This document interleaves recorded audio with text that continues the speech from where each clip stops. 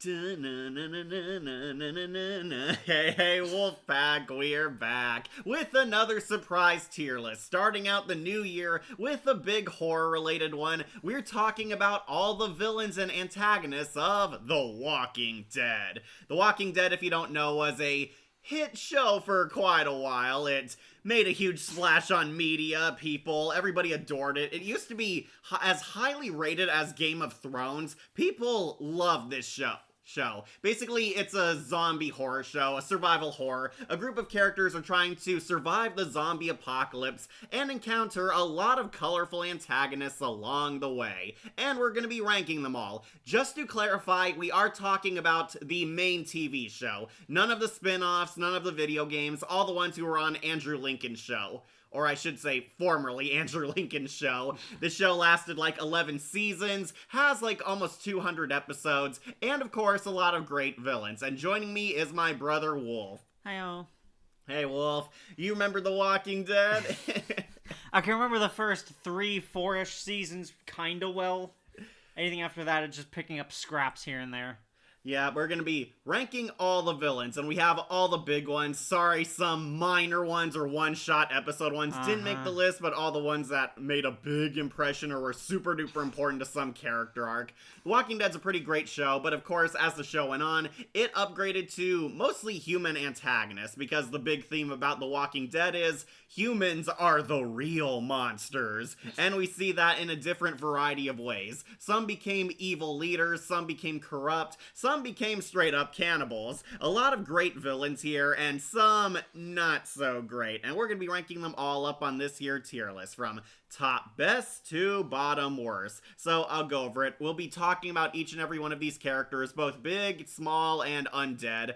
Talking about how much we love them, hate them, or how mid they were. Up top, we have I Am Negan. These ones are S tier, the great ones, the God mode villains, the greatest characters of this series. And yeah, they match Negan's greatness. These ones basically the best of the best. We love them, have a lot of positive to say about them. We're the greatest and most entertaining characters on the show. They are going up on Negan.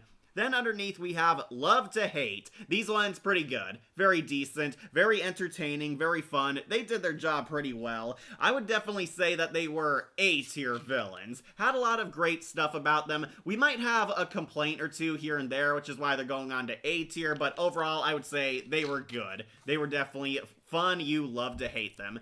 Then right smack in the middle we have mediocre. These ones are meh. They're whatever, they're okay, to just plain duds. Basically, don't have too much good to say about them, but not a lot of bad to say about them. They came in, they did their job, found them alright, could have amounted to something more, but just fell under mediocre. Then we have Who. These ones, forgettable, ones we don't care about, or ones we plain do not remember. We might see one or two faces down here, but basically, underwhelming villain. They did not do the job. They were definitely a bronze skull. Time for The Walking Dead. Oh, finally got our first comment. Oh, nice. Hey, Snow the Storm the Cat 2000. Glad to see you. Glad somebody joined us. What a name. I heard an audio pop, but whatever.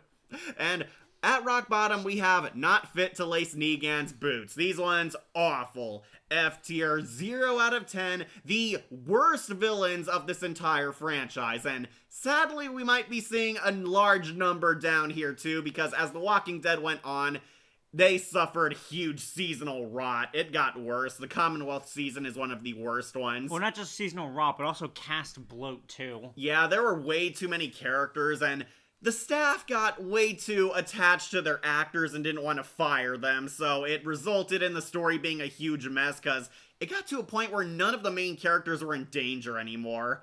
Yeah, Walking Dead unfortunately suffered that, but yeah, these ones, F tiers, total failures. We hate them, the fans hate them. They are just not good villains. Not even good enough to be a Negan servant. But yeah, this is our ranking, gonna rank them all, keeping it short and simple. We have a large number of characters, but honestly, some of them are not that huge in the grand scheme of the story. But a lot of good, a lot of bad, and we're gonna be judging them all right here and now. Again, to clarify, we're only talking about the TV show villains, none from the comics, none from the spin-offs like Fear the Walking Dead or Dead City or the Book of Carol. Daryl Dixon, the Book of Carol. God. Totally not a confusing title, guys. But yeah, none from the spin-offs. Technically, Jadis is in a spin-off. That's the garbage lady. Yeah. But yeah, we're counting her from the Prime show. Basically, we're talking about the main TV show because that's what everyone knows and loves most about this franchise. And yeah, basically that's what we're working with. Hey, Kat. Hey, Light Jones, you made it. Hey, Kat, been a long while since we've seen a ranking or tier list. Yeah, sorry about that. My computer was in the shop, so that's why you haven't heard from me in a long time. Finally fixed. I am currently editing a video that'll hopefully be done soon over this weekend, and Wolf has something cooking in the kitchen. Yep. But yeah. Wolf, you like The Walking Dead, right? At least at a point. Sorry. I still remember when we gave up. It was university for me. It just kept going on and on. Bad. The plot was boring as well. Yeah, they kept dragging out a lot of scenes, a lot of characters that they had to build up towards their death even when they weren't important. Right. And they got rid of Rick Grimes. They got rid of Rick, and then Michonne left, and it was basically a bunch of characters who were already dead in the comics or you straight up didn't care about. Yeah. The Commonwealth season, easily the worst. I do think season 3 is one of my favorite ones. I like season 3. I like half of season 4. Then I do like the Negan arc. I will admit it went on a little too long. They were definitely dragging out stuff. Some characters got plot armor, namely Negan. So, yeah. How I still hate some of the tedium in conversations in the Negan debut episode, where they're constantly on the highway and they keep Last bumping. Day on Yeah, Earth. Yeah, Trevor Phillips is there. Right, just at that point, just screw off. Right. Okay, so The Walking Dead was a great show, and it is tragically one of the best examples of a good show gone bad. It went past its prime, it kept overstaying its welcome, and the quality clearly dropped, starting with some of the actors and definitely some of the villain writing in later seasons. I do still like The Walking Dead. I liked the show when it was good. I love the Clementine series, of course.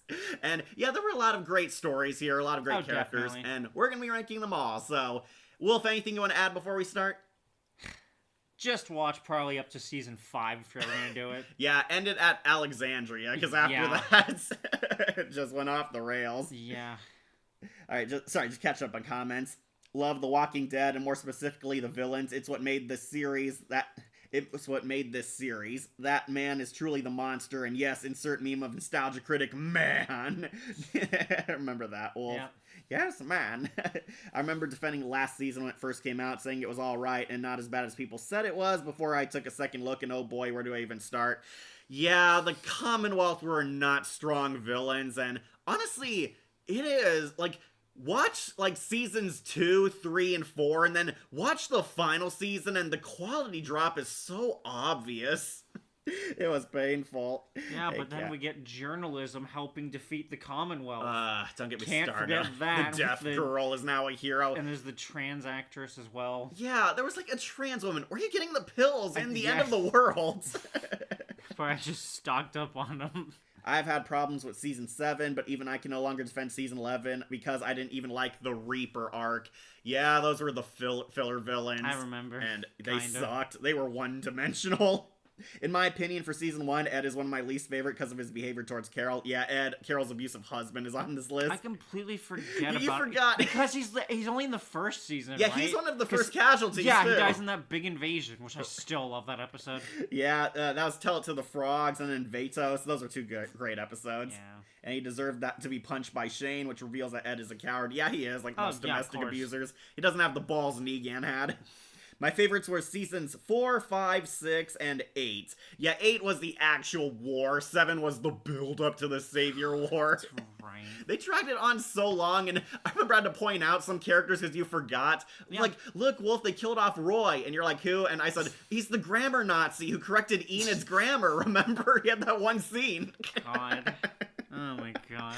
Hey, Wolf. Yeah, Wolf's joining us today. Say hello, Wolf. Hello. I'm looking forward to bad memories. I hated that Negan got a redemption arc. He worked better as a villain. Yeah, that's kind of a polarizing idea. Definitely. It's because he's still alive in the comics, and Robert Kirkman made him work because he was more so funny. In the main show, they gave him a lot more irredeemable moments. Right. But we'll go over those. Alright, so we'll finally get this list underway. Don't worry, Wolf. So let's start with the first villain, Ed, Carol's abusive husband. Oh, you're not gonna start with the walkers? Yeah, we should. All right, walkers. I think S tier. Of course. Well, The walkers are awesome. They are the selling point of this show. I know. The problem is, after a while, they become such a non-threat. They basically become a second weapon type. Yeah, they kind of did. So, remember when The Walking Dead was about zombies?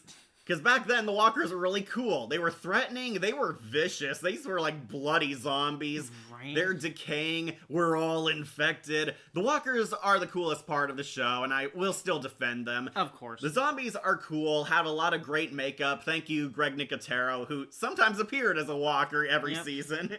They were also vicious. They showed like the zombies actually disembowel and eat people. It was really cool. And the walkers, of course, killed a large number of characters. Right. Both hero and villain and random citizen. The walkers are cool, got great designs. They kind of lost their status as the star of the show once we got more human villains, and the walkers kind of got turned into weapons. They were like weaponized. I love the governor's walker bomb. He like filled up a delivery truck that poured them out. We see Simon like bathe their weapons in zombie blood, and if you stab or hurt someone with them, it infects them. Yeah, that was a cool idea. And yeah, I do like the walkers still, and the video game especially made them a lot more menacing because lo and behold, they were the main villain at the end of every game. Yeah, the walkers are awesome. Of course they are. They're still cool. Great zombies. Anything you want to add, Wolf? Which walker was your favorite? The one that jumped the fence. Back then, yeah. So, something kind of confusing, I will bring this up.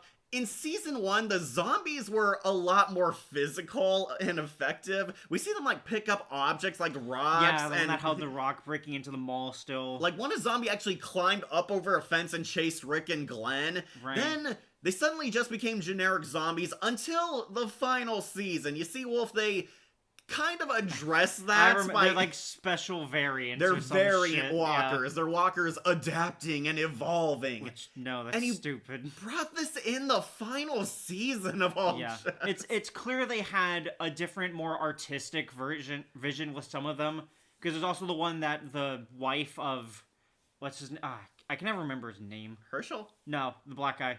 Oh, T-Dog? No, the guy that we first meet. Morgan's wife. Because she starts to like sort of remember. Tries opening the door. Yeah, and that first season, it was clear they were not the typical zombies, but they just sort of evolved into it as the show went on. Right. They tried answering this in one of the spin-offs. There's apparently an Umbrella Corps injecting the zombies and trying to make them stronger weapons, and that just made them adapt. Right. And some of them apparently got loose and spread, I guess, to the rest of the world, but yeah.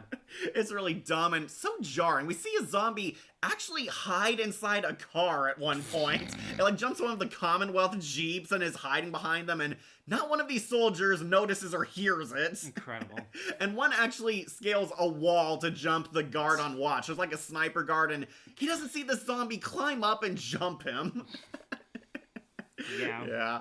Okay, so yeah, it was weird, but yeah, I think the walkers are cool. Of course, they'll go on S tier. They're pretty much a staple of this show. Exactly. They will be outclassed by other characters on this show. Yeah, because they're not really a character. They're a horde. But they're a force of death. Yeah, the walkers are still awesome in my eyes. We'll give them to I Am Negan.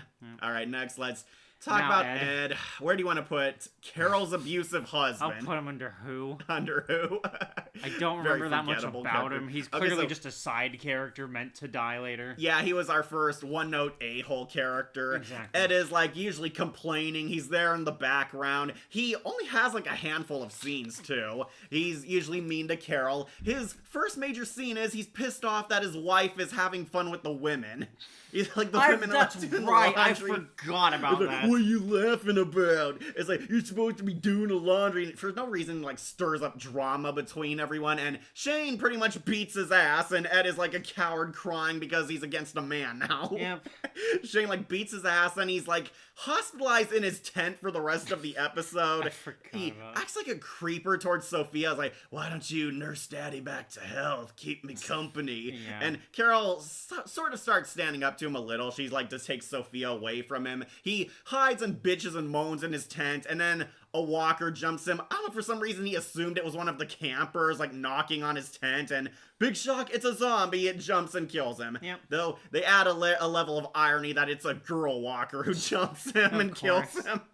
Because of course he is. Yep. And that's pretty much the end of Ed. He dies, and Carol actually mercy kills him, like, make sure he doesn't come back, like, his brain wasn't damaged, and Carol finally lets out years of abuse, bashing his skull in, and getting her a satisfying ending, and that's it. He also makes one more cameo in a flashback. Yeah, it's clearly for Carol's arc. Alright, let's talk about villain you want to talk about. The Vatos gang leader. Remember this guy? He was like... They were the like, helpers of the elderly people, right? Yeah, they were actually nurses. They pretend they're this hardcore street gang. One of their... Glenn, I believe, got abducted. That's right. They're, like, trying to get a bag of weapons. It turns out the gang stole these weapons, and they abducted Glenn when he went to the spot to get them. Yep. Daryl, like, captures, like, his brother or something. They interrogate him, and they have this huge, epic standoff. You think bullets are gonna fly. It turns out...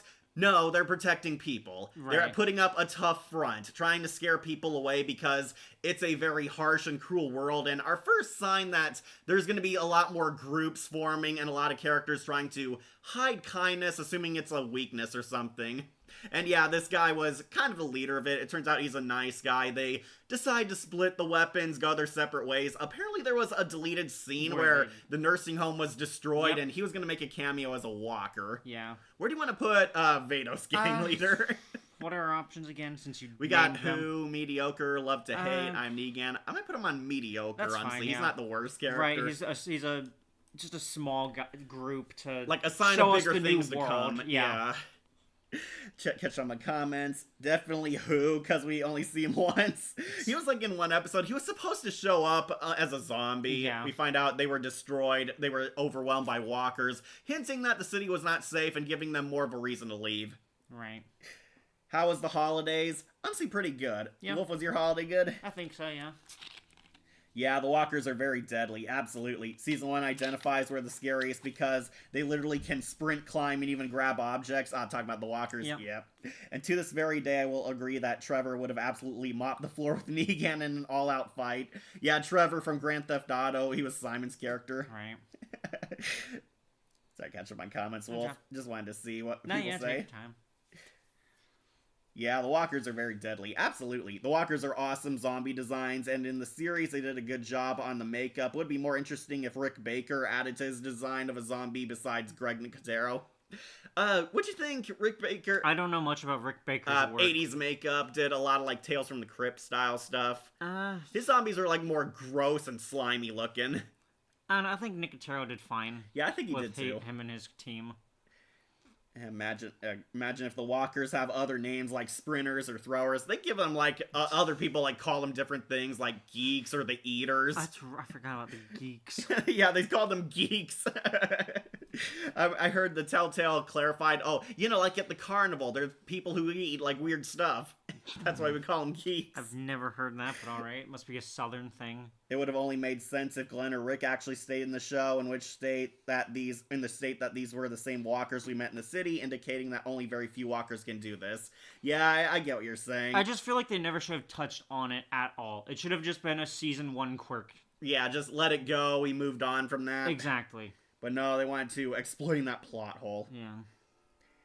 Exactly. It was indicated that Ed was a creep towards Sophia by Carol, and she confessed to the cross in the church that they broke into in season 2. Yeah, she said Ed looked at ways a father shouldn't look at his daughter. Right. Yeah, implying that worse things probably would have happened if they kept him around. Missed you, of course, I never got into The Walking Dead. Oh, that's a shame, Anime Night. It's okay, it started out good, then fizzled out.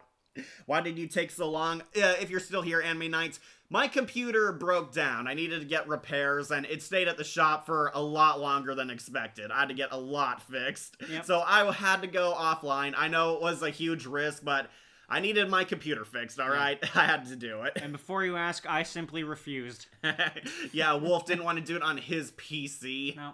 Even though it has a much greater system. Yeah, but it would have been an awkward setup. Right. The biggest villain in The Walking Dead history is Game Meal. Deadly Survivor on the PS3 had better animation than the game on PS5. I'll talk about the new one, Walking Dead Destiny or something like that. That's right. The graphics look weird on that. Yeah, it looks like a mobile game, I think. If any Power Ranger villains survive The Walking Dead, I think it's Venjix and his robots would survive since they're robots, or Emperor Grum would survive since he uses Crybots.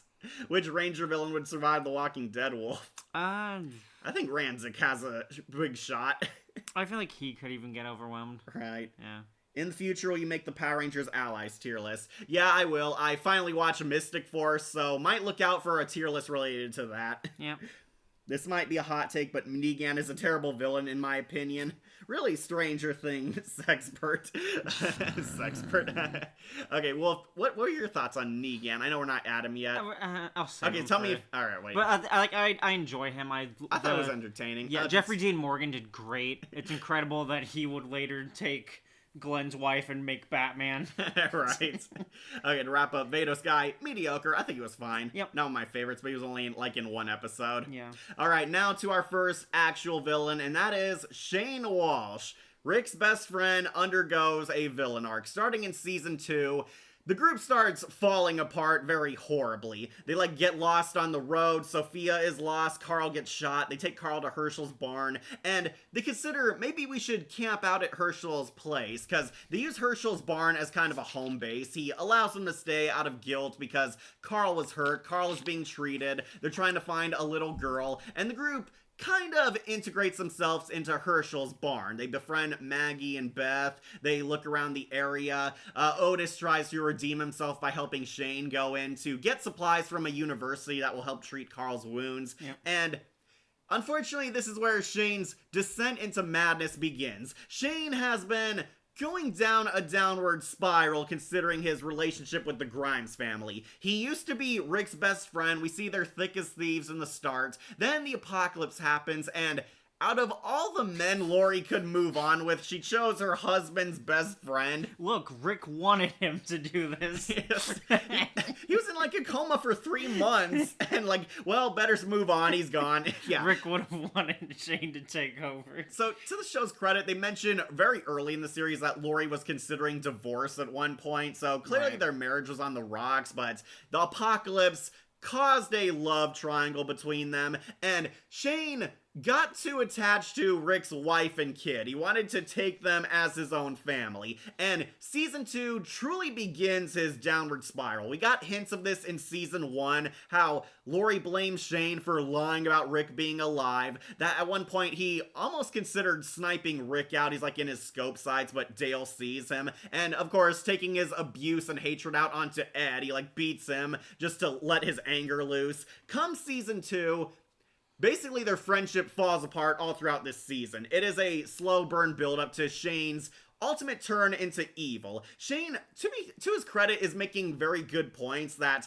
well, we can't waste supplies on this. What is the point of camping here? We know Sophia's probably gone. It's been a week. He also points out that Herschel has lied to them, keeping walkers in the barn, because Herschel thinks they're sick people at this point. We're not too deep in the apocalypse. Right, but it's also, they're all his family and close friends. Of course he's going to stay attached to them. Right, Shane is looking out for the group, but goes about it in the most dick way possible. That is what best sums him up. That's right, that incredible scene where they just open the barn and lay Right, they waste them all, including Shane's wife and son. We finally get to see Sean from the Telltale game, and he gets shot. They shoot them all, and we find out, dun dun dun, Sophia was in here. And Rick, saddest scene ever, Rick mercy kills Sophia. And unfortunately, this is where things get worse. Shane starts accusing Herschel of knowing she was in there this whole time and lying to them, using them for labor. They're fighting. Herschel is on the fence about whether he wants the group to stay at the farm or not. He wants to kick them out, mostly because of Shane. Shane makes things worse. Right. He's always fighting. He's trying to take leadership, but Rick is trying to hold on to his heroism. Rick is still trying to be the good guy at this point. They bring Randall back. He's the random guy from the evil group. They treat him, and Shane wants to kill him. He believes that that's the best solution. This guy's clearly bad news. He knows where the farm is. He's a liability. Rick doesn't want to kill him. He keeps asking the group. They try to have a vote about it, have a trial about it. And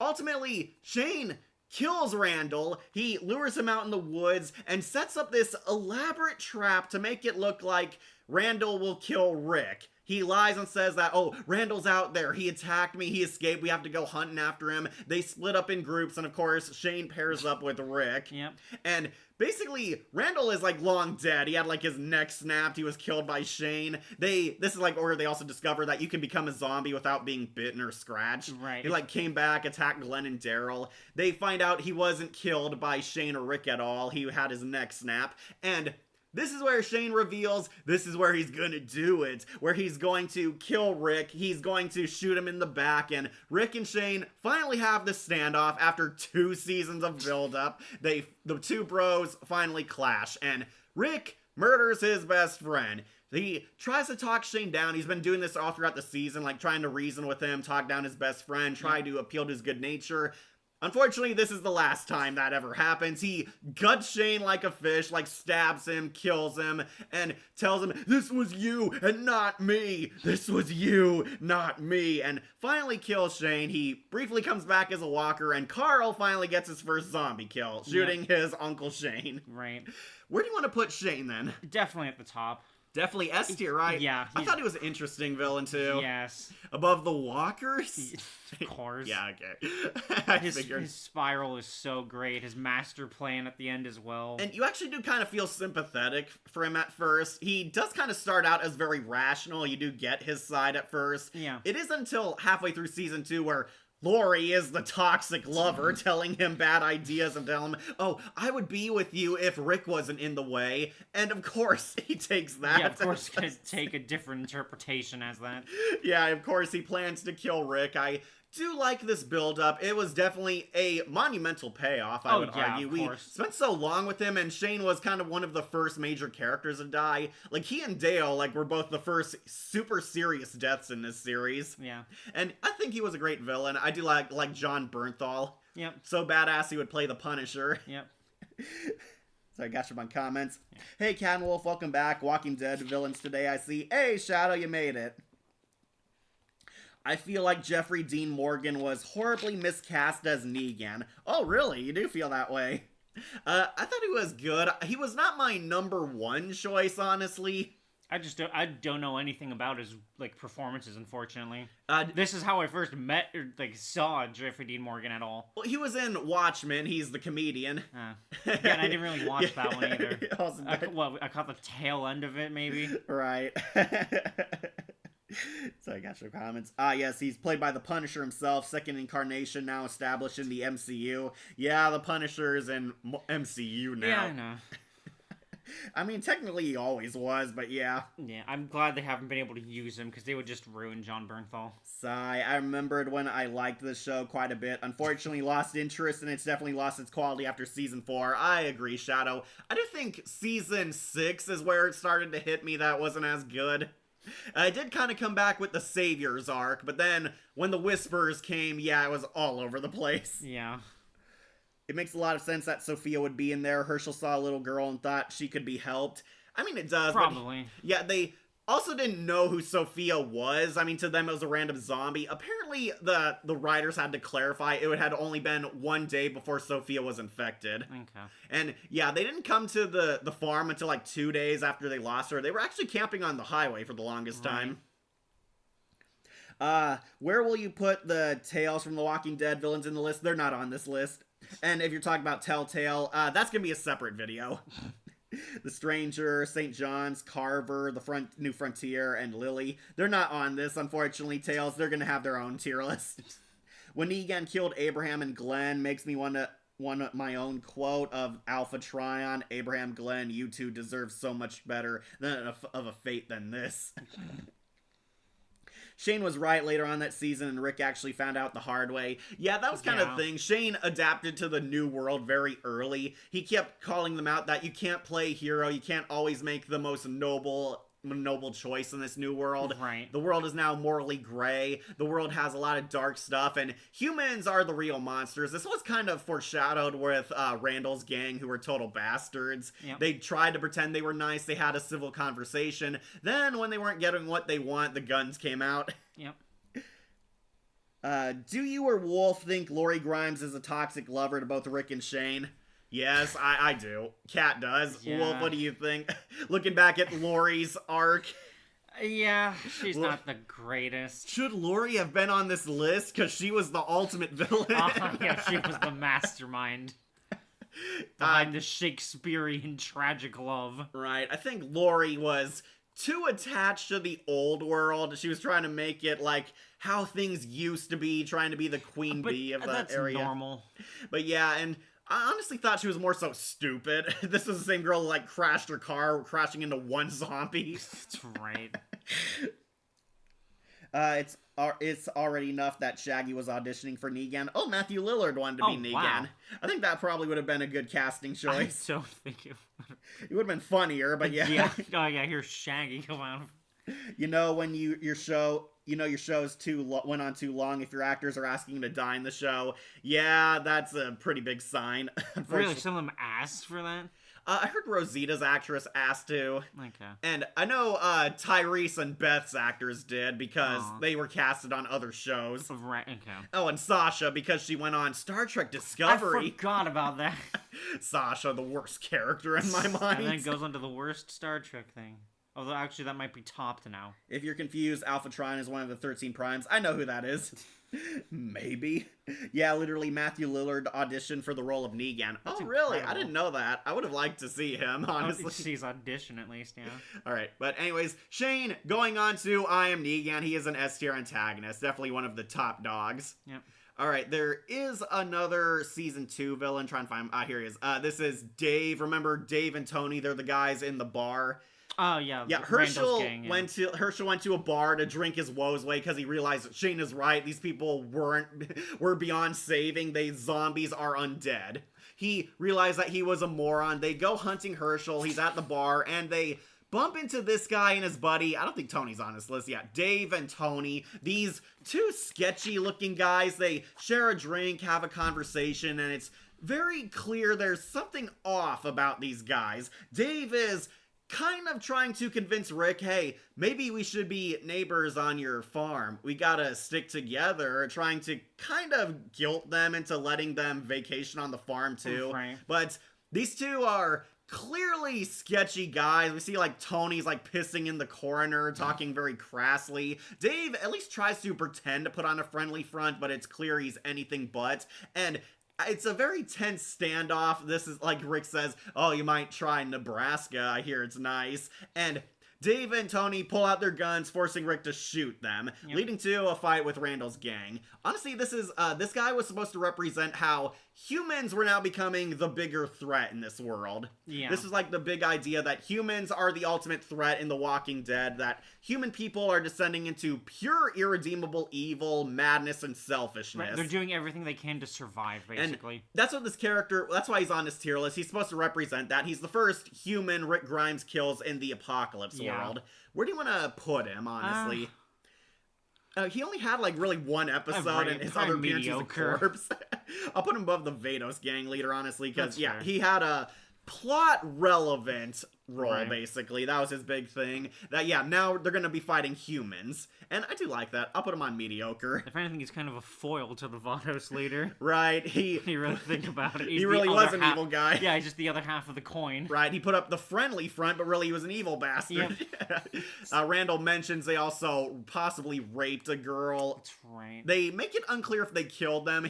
I assume they would. I assume they would, but yeah. But it's kind of a sign that Randall is bad news because he was partying with these guys. Yeah. Yeah, I'll put him on mediocre. He was fine. Did his job well. He's not cool like he is in the 400 Days. Right. That guy was much funnier. Hey, but she was a perfect 10 before she decayed. Alright. Now we get to, finally, an A-tier villain. A big villain. The Governor. We made it, Wolf. We're at Philip Blake, a.k.a. The Governor. The leader of Woodbury. He's honestly the big shift for The Walking Dead, I think. Yeah, much better than the evil guy we saw last time. Exactly. He's a proper villain for this new world, and a lot of seasons after are definitely trying to catch the same magic that the governor had. Right. I think this guy is the best villain in the series. Oh, yeah. Even better than Negan, honestly. I will say it. Love David Morrissey's portrayal of the governor. He is going on I am Negan. Honestly, he might be our number one. Would you agree or disagree? Unfortunately, I need to actually remember quite a bit of his performance. I'll talk about him. I know he does a lot of crazy stuff. I actually like one moment later on. But yeah, the governor was insanely good, especially with the daughter he had. Yeah, he was fantastic. And season 4 kind of gave him a low-key redemption arc, which he actually rejects and throws away. Yeah. Which made him a lot more interesting as a villain. Okay, so the governor is slightly different from his comic counterpart. In the comics, he was more upfront about his evil. In the show, we see his descent into the governor we know in the comics. He has, like, going from a bad guy to a complete monster throughout this series. Philip Blake is the leader of Woodbury, this kind paradise safe zone, a friendly, quiet mountain town that has a bunch of tough guys protecting them. They know how to survive, they keep people safe, and there's people of all walks of life here. Old, young, infants, women, children, everyone. Everything is safe, everything's just peachy. They have crops, they have power, they have working water. It is this heaven in this horrible wasteland. However, there's a catch. The governor is a complete monster. He is an overlord. The governor is a psychopath who murders other groups to take their supplies to help benefit Woodbury. He is selective about who gets to enter and stay over who gets rejected. Andrea and Michonne find their way into Woodbury, and they're taken in, treated with all the love and praise, and give them, like, lobster for dinner and all that stuff. Andrea is completely fallen for him. Andrea falls for all the bad boys on the show. She had a crush on Shane, then she falls head over heels for the governor. I forgot she had a thing for Shane. Yeah, she and Shane had sex that one time. Yeah, she falls for the governor and basically becomes his love interest. However, we learn in his debut episode, halfway through, after his nice guy routine, the governor meets this military guy. The guy who drove the helicopter finally crashed. They ran out of fuel. He asks him, "We can help find your group, give you medical treatment." He tells them where his group is stationed, and they murder them. He, waves, this white flag of peace, then pulls a gun from under it and shoots them all.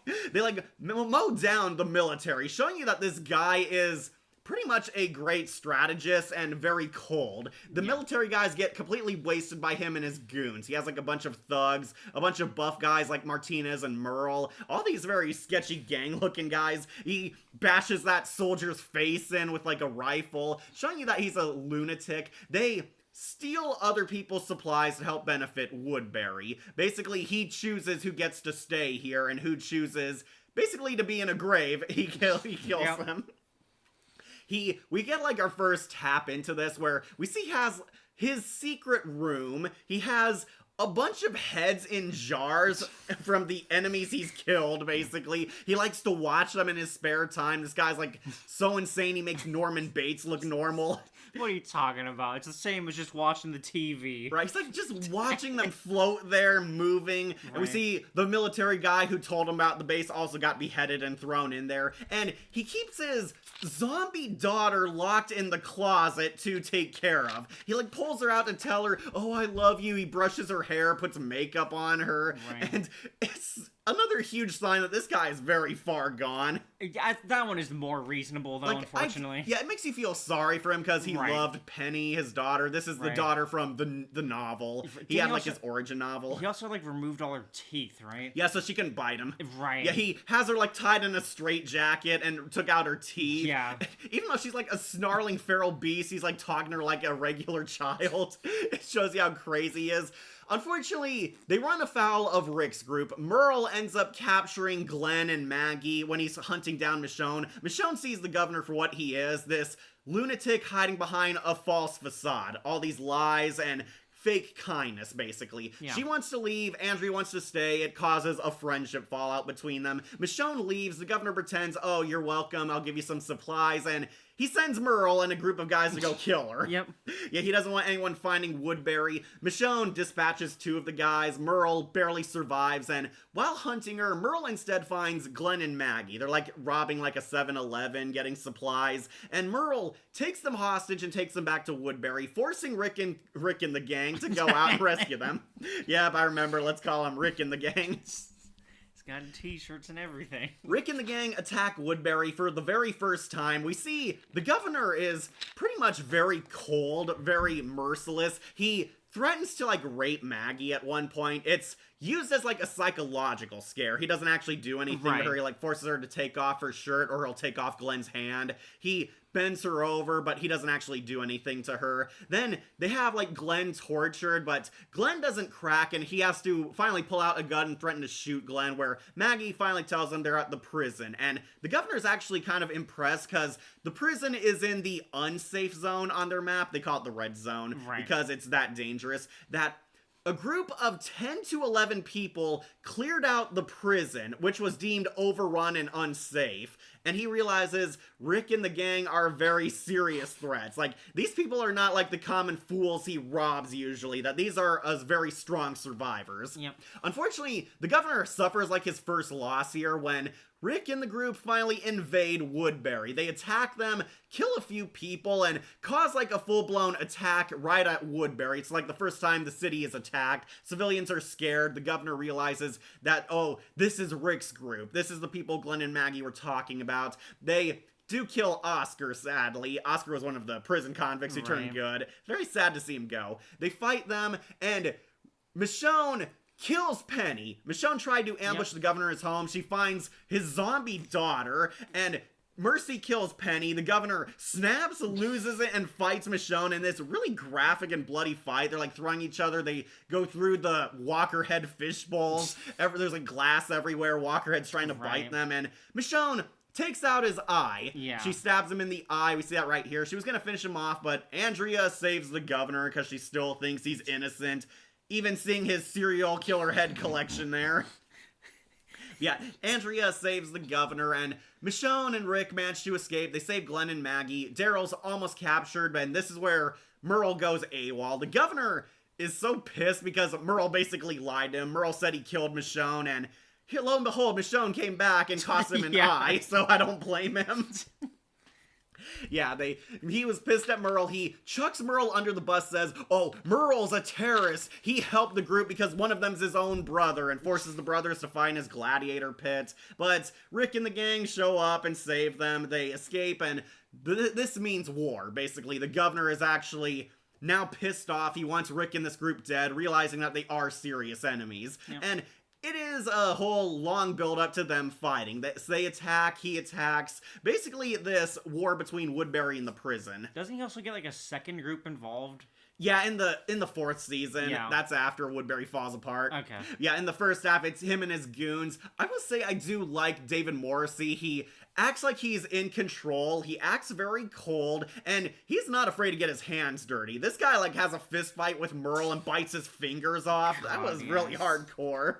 And he personally hunts down Andrea. He, like, solo hunts her down. Andrea wants to go back to the prison. He tracks her, like, Michael Myers style. Almost kills her at a few points. They kind of kept it unclear why he kept trying to save Andrea. This is a very small blink and you miss it moment, Wolf. We see the governor looking at his family photo, and his wife looks like Andrea. Yeah, he's trying to find a replacement family, and in his next appearance, he would do that with his daughter eventually. It's kind of sad because they made him like the anti-Rick. The governor is what Rick would be if he sacrificed all his morals, sacrificed all goodness, and basically gave in to evil. He was also a father who loved his wife and kid, but unfortunately he lost them. And Rick is undergoing the same thing because Lori dies in this season. Yeah, this is like Rick's arc. He's overcoming the death of Lori. He like sees her as a ghost. She symbolically haunts him whenever he makes the bad choice. He's trying to get through his emotions, and the governor is basically somebody who never got over that loss. Right, and that's why the twist with him punches so much, because Rick is on that same sort of descent. Because I know also throughout the season, Herschel, I think, is the one that's supposed to be the good trying to save Rick. Yeah, he's the moral compass now. Sorry, checking on the comments. In the comics, Andrea's the one who actually ends up with Rick. Yeah, that did happen. Unfortunately, they killed her off because nobody liked the character. Yeah. So, I do like the governor trying to pretend to reason with Rick, but it turns out there is no deal. He's going to ambush them. He admits that he wants revenge on Michonne. If they hand Michonne over, he'll leave them alone. Rick and Merle see through the BS. Merle has his heroic sacrifice taking him down. And yeah, this showed the governor is tough. He was able to kill Merle. I know, right? Then we finally get to the first war. He does snipe out Axel. That jump scare always made me sad because I liked Axel. He was like sniping. Right. It's like during a normal conversation, right? Yeah, Axel's flirting with Carol. Then his warning shot is a bullet through his head. Right. He's like the only one they kill too. Yeah. But yeah, they kill him. Then the second attack. This time he rounds up his entire citizens to be a part of his army. Though this proves to be his undoing because Rick does listen to Andrea that there are innocent people in Woodbury, and Rick realizes that some of these people are not hardened soldiers. They are civilians who are entering the battlefield for the first time ever. So Rick and the gang actually just scare them. They like throw like tear gas, raise like alarms, send like a few zombies their way, and they panic and run away. The governor chases after them, pissed that his army's retreating, and I like this scene. Like, he completely snaps. Like, they're telling him they don't want to die for this. They don't want to fight these people. They can keep the prison, and his army is basically failing him, and the governor tries to hold it together but loses himself completely. Has like that psychotic stare, and he snaps and shoots down his entire army. Yes. Like, it's stone cold. He's like reached full evil overlord at this point. He's killing them for failing him like a supervillain. Yeah. And I really like that scene because, yeah, he's now become the governor we know from the comics. Right, yeah. Just snaps, murders them all, and Martinez and Schumbert reluctantly go along with him. It's the black guy and Martinez. I know. Yeah, they go with them. Unfortunately, Schumbert died off screen, which always upset me. And then Martinez gets an entire episode for himself. Right, they leave with him, and the governor unfortunately disappears at the end of season 3, which always kind of pissed off fans because we expected this final battle. Yep. No, they were just doing what The Walking Dead does best, dragging it out. He comes back in season 4. We see the governor has lost everything. Martinez and Schumbert even abandoned him overnight. The governor kind of lost the will to live. He's lost everything. He's lost Woodbury. He lost the war. He has nobody in his life because his villainous ways killed everyone. And he meets Lily and her family. Lily, Tara, and the little girl who looks like his daughter, basically. Yep. And he tries to integrate himself in this new family. The family give him a reason to live again. And I do kind of like this. It's a fake out to a governor redemption arc. Right. He genuinely opens up and loves this little girl. They become best friends. He becomes her father figure. Lily falls in love with him. I do have to clarify, this is not Lily from the Telltale game. They retconned that. Yeah, they're fine. But yeah, Governor actually shows a kind side. He becomes best friends with this family, tries to help them survive. He helps them mercy kill their dad, who's like on life support. They were like getting oxygen tanks for him, and he mercy kills him. They decide it's not safe here. They need more supplies, more people, and they move out, only to bump into Martinez, who's now the leader of his own group. This is the second group. These are all ex-military guys. Like, one guy drives a tank. It's that guy, trying to remember what his name is. That villain you hated from Arrow, the dragon. Oh God, Mr. Mumbles. Yeah, that guy. I did not realize he was in this. Yeah, he's the guy who drives the tank. Incredible. Yeah, the dragon was in this, and so is the second Black Canary. She's like the lesbian Tara falls in love with. They hook up with Martinez's group, and the governor pretty much takes over. He kills Martinez, kills the next guy in charge, and he becomes their leader. Everyone looks up to him again and loves him. He basically lies about their death, saying, oh, they died a hero's death, and he takes advantage of this group, telling them about the prison, and it becomes less about helping these people and more about his revenge. Yeah. Leading to, of course, the episode everybody loves, the war at the prison. The governor now has a tank and military pros who aren't afraid, and they attack the prison, where the governor reaches his irredeemable threshold. He beheads Herschel. Yeah, still one of the saddest deaths in the series. Yeah. Herschel was awesome, but of course, he ends up killed. All-out war. The governor kind of lets loose here again. We see his full-blown psychotic side. He destroys the prison, basically. Now none of them can have it. Yep. And it's now just about killing Rick and his group. He almost succeeds in killing Rick, honestly. He's like beating him down, strangling him. Right but in then, the yard. Yeah, then Michonne, Halo assassinates him, hits him with the katana blade, leaves him to bleed out. And after the prison's destroyed, we see the governor fallen, rolling in pain, and Lily shoots him in the head because he killed her daughter. Yeah, the daughter got bitten by a zombie, and instead of saving her, he just shoots her in the head.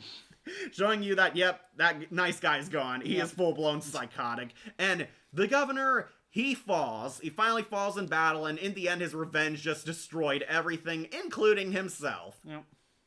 Really like this character. Really love him. He is cool. He is badass. The governor is a lot stronger than he looks, and that's what really kind of impressed me. David Morrissey's performance here is phenomenal. He was an intimidating villain. Wolf, what do you think about the governor? Same thoughts, honestly. Yeah, he was really great. good. Really like what they did with this character. Yeah. I am sad they kind of toned down a few stuff about him. The governor was supposed to cut off Rick's hand, but Robert Kirkman actually told the show not to do it because he regretted that choice. Yeah. Mostly because it was hard to draw one-handed Rick. But yeah, I do kind of like that. Yeah, he didn't take away his hand, but they keep like teasing and referencing, oh, that Rick almost loses a hand in a lot this season. Yeah. Philip Blake, aka the Governor, is one of my most favorite villains. I agree, Snowstorm. He was awesome. Fun fact, Wolf, they do reference the novel. His return arc is kind of like his story, his origin in the novel. Oh, okay. How he and his brother tried to protect the little girl, and he came up with a fake name. Here it's, he uses the fake name Brian, and that's the name of Philip's brother in the book. Oh, okay. Yeah, that was kind of like an in reference. Oh yes, Governor was a fantastic villain. Fully agree, Shadowlink, fully agree. Sorry, catch up on comments. Right. Wolf, do you want to talk about Merle while I use the restroom then? Sure. Alright. Not much to him, I'll be right to be back. honest. You love Merle. I know, I love Merle, but also Michael Rooker is honestly just kind of a phenomenal actor. He's been doing a lot of stuff. He was in Call of Duty Zombies. I'm not sure if that came before or after this, but you know, just kind of neat fact. And yep, he's now big in Marvel, or was, because also that character died. But yes, Merle, Daryl's brother, and Daryl's a completely new character to the show, but he is the worst of the Southern. He's a racist. That's the worst kind of person you can be. He's a dick. In the second episode, he doesn't trust Rick, but of course they have to form the alliance. They get in a fight, and he ends up handcuffed to the pipe because he's just kind of an asshole not contributing to anything. And, of course, they have to leave him. They do actually try to go back for him. Of course, it's Glenn that has to because he was already being racist to him. But Glenn messes up, he trips, drops the key, and they are forced to leave him. Glenn, it was T-Dog. Oh, T-Dog. Oh, that's right. That actually makes more sense. Yeah. The black guy's got to save the neo-Nazi, of course. But yeah, so they leave him, and for the longest time, we do not know what actually happened to him. We think he died, but come the Governor's arc, he makes his debut. He's alive, and he got his arm replacement. Yep. Got that bayonet arm. Yep, because he had to cut it off to escape. And of course, being left for dead, basically, he doesn't look kind to a lot of them. So, of course, he wants to team up with the Governor, get his revenge, and also get his brother back. Make it so it's just the two of them again. It would have been interesting to see Stu from Scream as Negan. That's Matthew Lillard. Okay. Yeah, it would have been. The violence in this series is awesome, very bloody, and sometimes hard to watch. Oh, fully agree. No wonder this is the same creator of the Invincible series. Kirkman loves his violence. Yeah. Though Super Dinosaur is kid-friendly. Yeah, I remember him, but I already knew something was off about him and his gang when they met Rick and Herschel. Talking about Dave. Governor, fantastic villain. Fully agree. Love this villain. Second only to Negan, in my own opinion. Love the part where he kills his own people just because they won't go back to fight at the prison. Yeah, love that scene too. That was a pretty twisted scene. Yep. Philip Blake, aka the Governor, is one of my most favorite villains. I can see why. He is awesome. Like a darker version or reflection of Rick, if Rick went to the dark side, if you will. That's exactly the point. He's the foil to Rick. In the Red Dawn, Andrea ends up with Rick. Unfortunately, Andrea also died in the comics. She had originally Rosita's death in the final season, where we find out she was secretly bitten by Walker, and she actually spends her last day on Earth happy and doing like her bucket list before she dies. Last day on Earth. He's about on par villain-wise as the antagonist from the Quick and the Dead Western, if you will. Yeah, I could see that. Wait, there was an episode of The Walking Dead where everything is black and white, like movies from the 20s or 30s. Yeah, they put like that black and white filter on the first few seasons. Remember that, Wolf? Like back in the day in Halloween, they would have re-airings of The Walking Dead, but in black and white for a horror aesthetic. Yeah.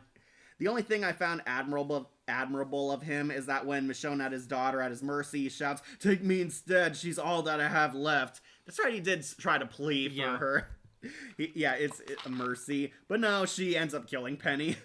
If they ever get desperate for the Walking Dead material and they do a what-if scenario like Marvel did, I'll pay good money to see Negan and the Governor interact and square off. Yeah, Negan versus the Governor. That would have been cool. Yeah, the tank is from Fort Benning, which Shane wanted to go to, meaning that Shane would have led them to their deaths. Yeah, Fort Benning fell apart. Right. Dave and Tony mentioned that, but it's kind of confirmed by these military guys. Yeah. The guy driving the tank was also in Dawn of the Planet of the Apes, that a-hole that shot Rocket's son and got killed by Koba. Okay. Do you not remember that movie? You never saw Dawn of the Planet of the Apes? I don't think so. Or if I did, it was only parts of it. Also, the governor forgot that Herschel's head is zombified after he decapitated him. Well, it was kind of him, like, doing what he did to, his enemies, like he did in Woodbury. I assume Herschel was gonna have his head put in a tank if he won. Probably. Yeah, Rick's fight with them was really surprising because he was literally ambushed by Rick, but was still able to get the upper hand. Yeah, the governor had rage on his side. Yep.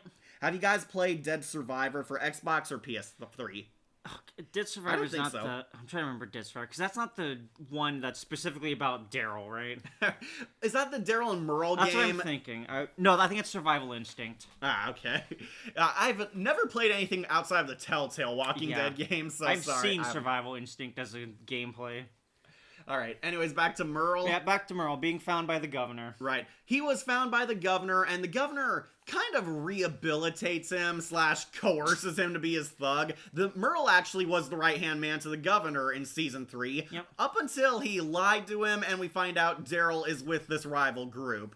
Merle, once Daryl's spared, the governor makes no promises, up until they capture Daryl, and he throws Merle under the bus. Hey, you wanted your brother back. There you go. You got him. Yeah, he throws him under the bus and forces Merle and Daryl to fight to the death, and Merle kind of reluctantly goes along with Daryl. They ended up saving the Dixon brothers. Merle wants to strike out on his own, leave while they can. He fights Rick's group. I did love Rick knocking him out when he won't shut up. That was a funny moment. But Daryl actually does leave the group to be with his brother up until they start having a falling out. Daryl's character development is on full display here. Daryl has become a lot nicer, and I just like to reveal that Merle tells Daryl that, oh, we were supposed to rob that group back in Atlanta. It's like, you and I were the bad guys at one point, and now you've gone soft. And yeah, that's kind of interesting. Daryl was actually going to rob Shane's group, take their stuff and leave them. Right. Yeah, imagine if that happened. Speaking of that, I do like the scene where he talks about Glenn, Glenn, oh yeah, that China boy, he's Korean. Whatever. Yeah, callback. Right. That was funny. They brought it back. Yeah. But Merle tries to rob this family. They help a Mexican family, and Merle's being his usual racist self, tries to take their stuff. Daryl tells them to go. He holds his own brother at gunpoint, and it leads to the two of them fighting, and Daryl realizes that Merle is an ass, that he doesn't want to be with him. He thought Merle had changed with his time with his own group, but no, Merle is still the same douchebag. Merle actually finds out that Daryl was also abused by their dad. He ripped off his jacket and sees the scars on his back.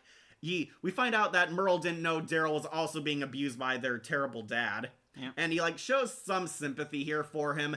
Daryl decides, screw Merle, he's going back to the prison. He's gonna help them fight the governor no matter what. Merle is at first reluctant because, he knows they hate him after everything he's done, but ultimately decides he wants to stand by his brother, leading to, believe it or not, a Merle redemption arc. Yep. They help save Rick when the governor's first attack on the prison. Rick is almost ambushed by zombies, but the Dixon Bros come and kick ass. They save him, and Merle is basically drafted by the group. They put up with him because he's friends with Daryl. And Merle, to his credit, does give them intel on the governor, warns them that this guy is not merciful, he is evil, that he's keeping snipers and guards watching and patrolling the area to make sure you guys don't attack Woodbury again or escape.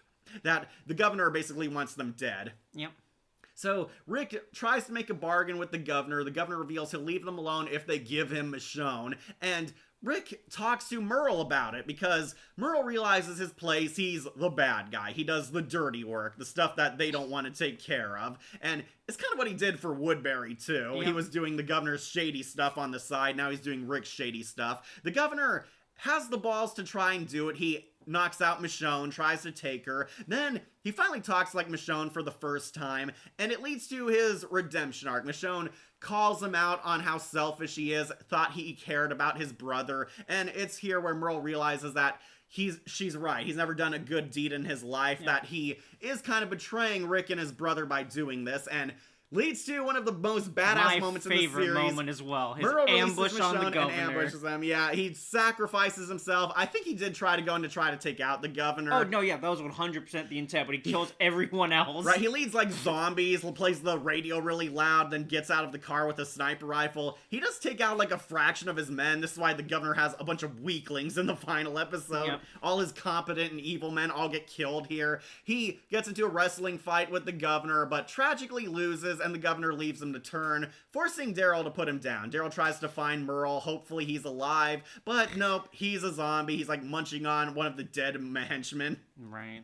And he sadly puts Merle down. No brother should ever have to do this. He kills his brother, and that's the end of Merle. Merle, of all characters, gets a heroic sacrifice and tragic death. I love it. It is one of the greatest character arcs. I'm gonna have to put him on I Am Negan. Yeah. I know. We love him. Yeah, I'll put him above Shane at least. Yeah. Merle was awesome. Nobody can kill Merle but Merle, and that turned out to be true. Yeah. Sorry, talked about the wrong game, Deadly Survivor.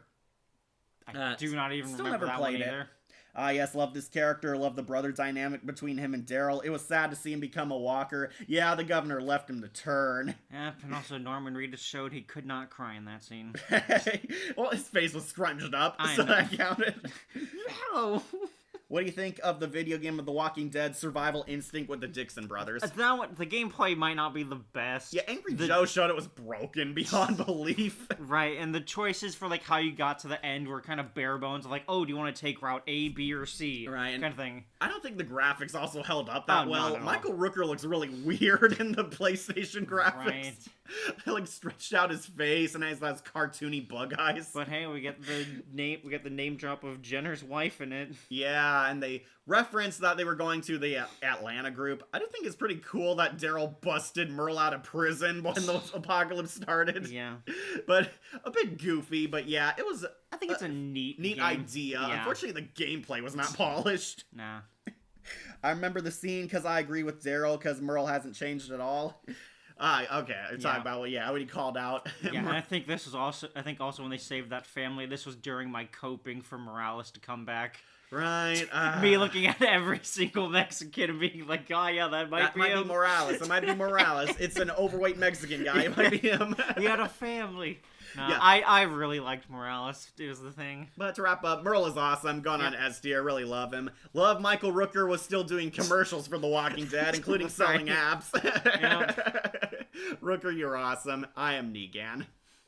Alright, next we should also bump off, let's bump off Milton, the governor's best friend. I might put him on mediocre, honestly. I just don't remember him. Don't remember him? Okay, I'll put him above Dave at least. Okay. This is Milton, the governor's right-hand man. Milton is the evil scientist of the governor's crew. He is a part of the inner circle. He talks to the governor about his shady things. Milton reveals that he used to be best friends with Philip back when they were regular civilians, which is why he's kind of like in on a lot of stuff. Milton is actually more of a tech guy. He's a scientist and a doctor at Woodbury, which is why he's kept alive for so long. He is trusted with a lot of stuff. However, Milton undergoes also a redemption arc. He is siding with the governor, and honestly, I don't really blame him. He's kind of scared of Philip. He realizes he's going down the path of villainy, trying to be the moral compass, but as the arc goes on, he starts to see his best friend as the monster he truly is, sees that governor is going way too far. He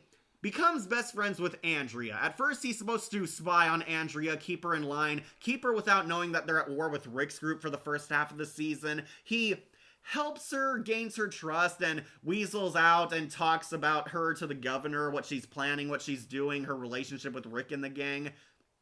He was actually a scientist early in the show. He was trying to study if people remember their lives if they're zombies. This is like his big thing. He like takes dying patients out back, and when they eventually die, he runs these tests making sure they remember, like, oh, this is your child, point to the picture if you remember. They point at them when they were still alive on life support. Then he asks them again when they eventually die and became walkers. He almost gets himself killed, like, doing this test, but Andrea ends up saving his life, and I think this was, like, the first hint that they were becoming friends. He wanted to try to find a cure for zombies. Wanted to see if there was still the person inside there, and it's implied that the governor is using him because he wants his daughter to be cured. Yep. That's why Penny is locked up, why he keeps tending to her and treating her like a normal. He wants Milton to basically validate everything he believes in. But Milton has a change of heart. The governor, like, straight up tells him that, oh, they're gonna kill Rick's entire group no matter what. He asks him, like, why not bargain and reason with them? He does have a funny interaction with Herschel. He, like, takes notes for, like, history and asks, oh, how did you survive being bitten by a walker? And Herschel tells him, oh, Rick amputated my leg. And, yeah, it's, like, kind of the first time in this series that this happened. Yep. Herschel was bitten by a walker in the first episode. They cut off his leg and actually managed to save him, and he doesn't become a zombie. Yep. And Milton actually thinks, oh, there is scientific value in this discovery. Yep. And yeah, he writes it down, and this kind of reveals that, yeah, you can actually save a zombie victim if you cut off the part that's bitten. Usually an armored leg, yeah, if you do it fast. He did it, like, within, like, a minute after he was bitten. Right, because it was, like, during the prison clearing out. Right, and yeah, this is Milton kind of confirming that, yeah. I was remembering the scene itself, and because how the episode ends. And yeah, the prisoners are all watching, right. like, holy shit, yeah. That's why they just see this old guy get his leg amputated by these random people. Okay, so Milton undergoes a change of heart, basically. We find out that Martinez and the governor are collecting zombies in, like, the pits. Remember, they have, like, a pit to catch zombies, and that's how they're capturing them to turn them into weapons. Milton actually goes out at night undercover and burns the zombies down so the governor doesn't have them for the war. The governor finds out and has Milton tortured, basically. He beats up Milton, forces him to kill Andrea, or they'll both die. Milton doesn't do it. He, like, drops pliers near Andrea's chair, basically. Tries to take a swing at the governor, but fails, and ends up stabbed and left for dead. Yep. He doesn't finish Milton off. He wants him to turn and devour Andrea as a zombie. Milton's left there, and in his dying moments, he apologizes and has a heart-to-heart with Andrea, and basically kind of the culmination end of their character arcs, that they both tried to do good and bring good in this world. They tried to even save the governor, but it ended up with them dead, and he tells Andrea several times to hurry up, cut yourself loose, and yeah, Andrea's death is kind of dumb and forced, because she takes a while to get the damn pliers and talks to Milton, pausing in between cutting off her handcuffs, basically. I think part of that might be to keep him conscious, basically. Right, she wants to save Milton, of course. Exactly. And I don't blame her. Like, a lot of people told me they hate this character because he just goes along with everything the governor does. I honestly kind of understand why. He's, like, terrified. You see a terrifying man there, and he's your boss. Do you really want to stand against him? Right, Milton's not strong. The governor even, like, points out, like, oh, I didn't think you had the balls to betray me like this and burn those walkers. And yeah, it's kind of like the first time he's lashing back against the governor. Yeah, Milton's not a strong survivor guy. He's basically Eugene without friends. That was, like, his whole thing. Yep. But yeah, I kind of liked him. I felt sorry for him in the end. I'll put him on mediocre. Not the worst villain, but technically not a villain at all. Okay. Yeah, I'll put him on B tier. Alright, next, last of the governor's goons, Martinez. And honestly, I kind of liked him at first. This is Martinez. He's the other brute of the gang. Right. Not gonna lie, my favorite part about Martinez is actually his death scene where the governor betrays him. Incredible. But it's mostly for a governor moment. I'm gonna put him on... I'll put him on love to hate. Okay. He was actually kind of like the no-nonsense bad guy at first. He's another brute character. He becomes the replacement Merle. After Merle goes AWOL, Martinez gets a promotion to second in command. Martinez, believe it or not, he's the guy who invented the pits that capture zombies. That's right. We find this out because in part 2, he also made the pits, but this time they're, like, defending his group. Right. Yeah, and how ironic that he was killed by one of his own pits, too. Yeah, is that the scene where he and the governor are, like, golfing? Yeah, they're golfing on there, and he betrays him, so... Yeah, he's kind of just a generic goon in his first appearance. He is basically the governor's right-hand man, does everything without question. He picks on, like, the weaker, picks on, like, people who don't fall in line, which kind of makes his death more deserved, honestly. But yeah, he's, like, the no-nonsense goon, willing to do everything the governor says. I do like that he was actually shocked and appalled that the governor murdered all their troops. He did have some morals, at least, there. He shares a cigarette with Daryl during the peace meeting at one point. He mentions that, his family was killed by walkers, so it gave him nothing to live for and a hatred for the zombies. Yeah. Which is why he kind of, like, traps them and weaponizes them to use them for good, or so he thinks. It isn't until season 4 where he got his own character. He ditched the governor and got his own group. They find the governor with the little girl, and he decides to keep him, and rather stupidly, like, rubs his leadership in the governor's face. Oh, I'm in charge now, no dead weight. Oh, that place might be dangerous. You go first, governor. He, like, also golfing on the trailer, making the governor like his ball boy for him, and shocking, the governor betrays him. Man, where did he go wrong? Right. Like, he stupidly, like, thinks he's so powerful, he takes the governor alone out in the woods to golf with him. Kind of like how the governor and Merle used to do. Right. And the governor hits him in the back with the golf club, then drags his ass all the way to one of the pits. How ironic he's killed by one of his own pits, but honestly kind of fits him. It shows that the governor, yep, this is him returning back to villainy, and Martinez is eaten, ripped apart by the zombies. Yep. He definitely had it coming, honestly. I like his death scene, honestly. One of my favorite governor scenes. Honestly, also really unexpected because you knew the betrayal was coming, but you didn't think it'd be this soon. Yeah. It's kind of funny because they also gave Martinez a lot more character. He talks about his family, says his dad was a priest who broke his vows, and that's how he had a son. He actually befriends the family the governor's with, and this kind of gives, like, fuel to why the governor killed him, because Martinez knows who he is, and he's jealous that Martinez is getting close to his family, afraid he'll tell him something. Yeah, the governor's a bit of a control freak in that part. Right, and I think him rubbing his leadership in front of his face definitely helped guarantee his death. He, like, mentions, oh, we could help share the crown if you want, and bam, the governor, like, hits him in the head. Right. It's about on par with the gutting of that one guy Negan was playing billiards with. Spencer's death, yeah. I forgot about it.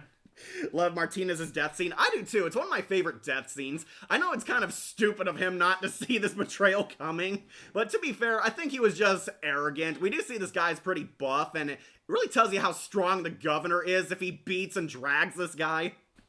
Yeah, the governor definitely murdered him. I'm gonna put him on to 8 here. I did kind of like him, honestly. Wish he got more, but he died abruptly to show you the governor was back. Right. Also, I love the abrupt Walking Dead deaths. Yeah, I love that the death scenes that come out of nowhere. Those ones are the heavy-hitting ones. Yeah. Those ones are definitely better, unlike later in the seasons where they drag out and build up a death scene when... Or they fake you out and show that just have all plot armor. Glenn and Dumpster Gate comes to mind. It's just a reference to Day of the Dead. Okay. I agree, Angry Joe did review that game. Yeah, I saw that. I remember showing Wolf that one point.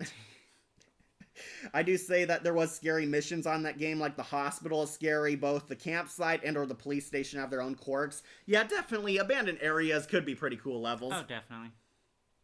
Yeah, well, sadly, this is not like Samson from 28 Years Later sequel again. No spoilers, but if you've seen it, you know what I mean. Wolf saw 28 Days Later, finally. Yeah. Have you seen any of the sequels? No. They're like doing a new trilogy. I know, there's the Bone Temple. I saw Dr. Wolf Yellow review that. I saw Critical Drinker talk about it. And that's why you should not negotiate with a psychopath. Exactly. I love Martinez's death scene. Yeah, me too. One of my favorite deaths in the series, honestly. It's about, yeah, okay, read that one. Hi, Fatal Waffle. Ad Tyrone's death is the best example of that, where the whole episode is he's going to make it only to abruptly die. Yeah, that was pretty good. Okay, Martinez, I'll put on Love to Hate. Not one of the all-time villains, but I thought he had his moments. Definitely entertaining. Alright, last season 3 villain, I believe is Tomas. He's the prison convict. Trying to find him. He was on here. There he is at the end.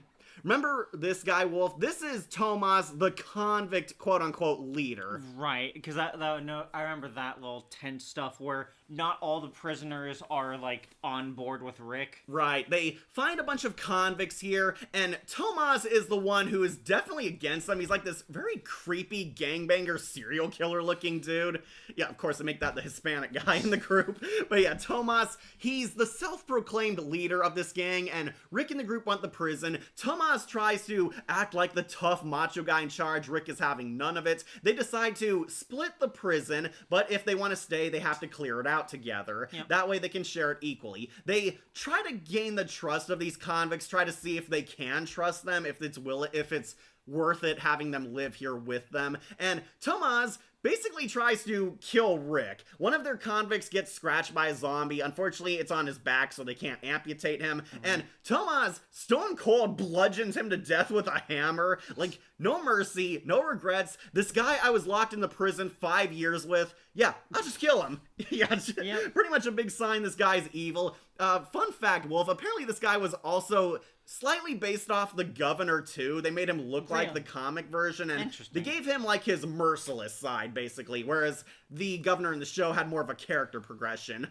Right. Tomas is also based on some of the convicts they met in the comic. He is set up like he's going to be a villain, and we see he's kind of like Shane 2.0. They work together, they try to clear out zombies, and he instantly tries to get Rick killed. He opens up the door wide open instead of letting zombies out one at a time. He has like the whole horde come out. Right. He tries to like take a swing at Rick with the hammer very blatantly in the open. They kill all the zombies together and they're like, oh, sorry bro, shit happens. Everybody's like, right. Yeah, shit happens. Then he cleaves his head wide open. Yep. Yeah, ending Tomas right then and there, honestly. It is another great unexpected death, honestly. Rick is like pretending that, oh yeah, I understand, trying to reason with him. Right. Then no, clubs his head wide open with a machete. Is this the first machete kill too with Rick? Maybe. He's like his red machete on him. Right. Yeah, kills him and ends him right then and there. They force the other convicts to comply. I don't think the other guy made it on this list. I don't see him on here, but yeah. Where do you want to put Thomas then? Or Tomas? I might put him on mediocre or low. Probably mediocre. All right, I'll put him above him. No, I'll put him under Milton at least. Milton had a character arc. Oh yeah, he was fine. Honestly, I do like this was the start of Demon Mode Rick. Yeah, exactly. It's his own fall into the darkest parts. Don't worry, Wolf. We're actually making pretty good progress, honestly. I'll put him on mediocre. He was fine. Also, Tomas is the one that's referenced in the beginning of The Walking Dead Telltale, right? Yeah, they reference his comic counterpart, the serial killer who claimed, oh, I didn't do it. He's like the sheriff is telling Lee red-handed. Yeah, that's the guy the sheriff is talking about to Lee Everett. Kind of funny, and yeah, it does show they shared a universe. I know. I love it. Kind of funny. Lee almost went to the prison where Rick's group was going. Yeah. That would have been interesting. That technically also Lee's group is the one at fault for why Herschel doesn't trust anyone. He was in the MCU She-Hulk as one of the wrecking crew. What the? I could see that. Yeah, he was an extra in She-Hulk. He's got a very rough appearance. Loved his death with the machete to the head, like in the Friday the 13th, 2009 remake. Oh, jeez. Yeah, it was kind of like that. Okay, I'll put him on mediocre. Okay, I think we're finally out of season 3. Okay. All right, next villain, let's do the Claimers. Claimed. Remember these guys, Wolf? That's right, because Daryl's with them for a bit. Right. And they're just fucking assholes who just claim shit. Right, basically, they claim stuff and it's calling dibs. That is all it is. They're like a gang of idiot bullies and children. They like to fight people, like to rob people, and they say, if you want something, you say claimed. Right. And they recruit Daryl at one point. So there's actually pretty interesting build-up to these guys. We don't actually see them. When Rick is like in the house recovering from his beatdown in the war with the governor, he hears people inside the house, and it's honestly one of the scariest parts of the show. Right. He hears these random thugs having a fight downstairs, and there's like home intruders. They're walking around, and they don't know Rick is there. Rick is like trying to hide, trying to do Home Alone style, trying to take them out, and we catch glimpses of Joe walking around. We see, like, one of his goons, like, strangles a guy in the bed, and the guy, like, sees Rick, but he's choked out before he can say anything. Yeah. We see Joe finally appears at the end, and he believes that Rick killed one of their friends. Rick, like, kills a guy in the bathroom. Rick is, like, trying to stealth throughout the house. He strangles one guy who was apparently sleeping in the bathroom. Yeah, great place. Well, look, when you can't claim anything else, you gotta make do. Right, he strangles him horribly. It's a pretty intense scene. Like, strangles him. The guy's, like, trying to grab scissors to stab Rick, but nope, he dies. They kill him, and Rick leaves him to turn as a walker. Like, Rick thinks he's gonna have to fight these guys, but no, his walker self, like, attacks the claimers, and he finds out, that there was someone else in the house, and the claimers are tracking Rick down to get revenge, to avenge their dead best friend. Yep.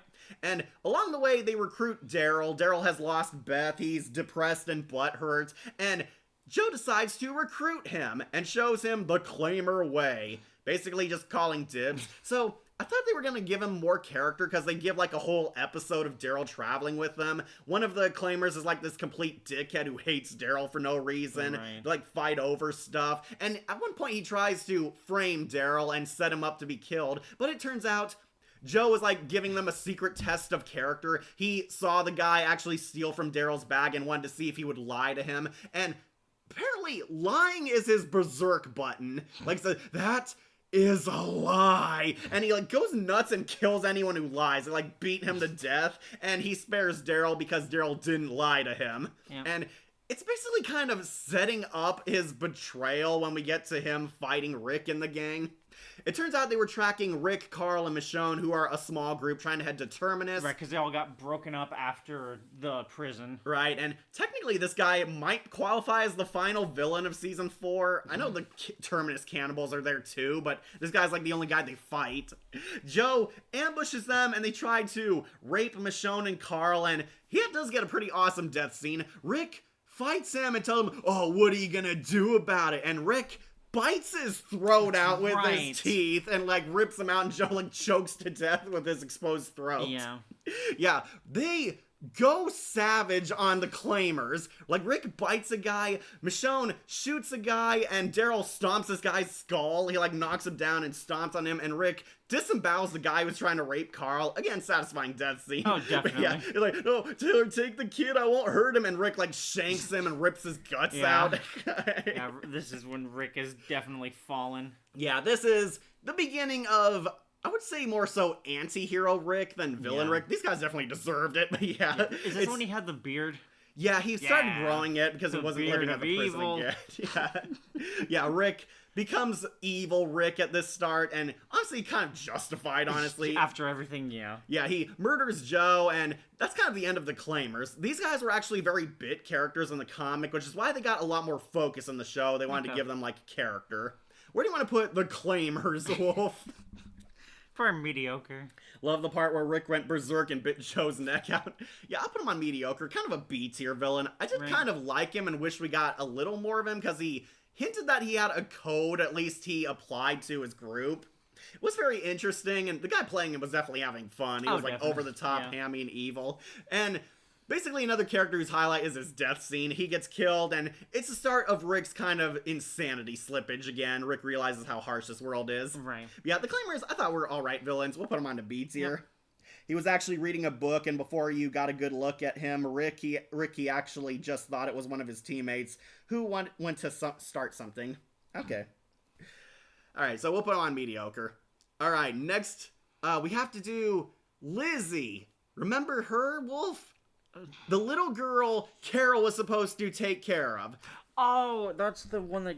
Does she, like, kill her sister? This is the psycho serial killer girl who thinks the zombies are still people and can become friends. Oh, no, okay. Yeah, this is still her. She has a sister. Yeah, okay. So, Carol is tasked with taking care of these little girls. Their father was killed during a walker attack at the prison. The dad asked Carol, please look out for my little girls, and they've kind of become replacements to Sophia for Carol. Right. Carol raises 2 little girls. However, it becomes subtly clear there's something off about Lizzie. There's someone going around letting zombies in and feeding zombies rats and stuff. Right. And they actually like find a dissected rabbit at one point. God. Lizzie is killing small animals for fun and thinks the zombies are her friends. That's the first step to a psychopath. Right, she's kind of a serial killer in the making.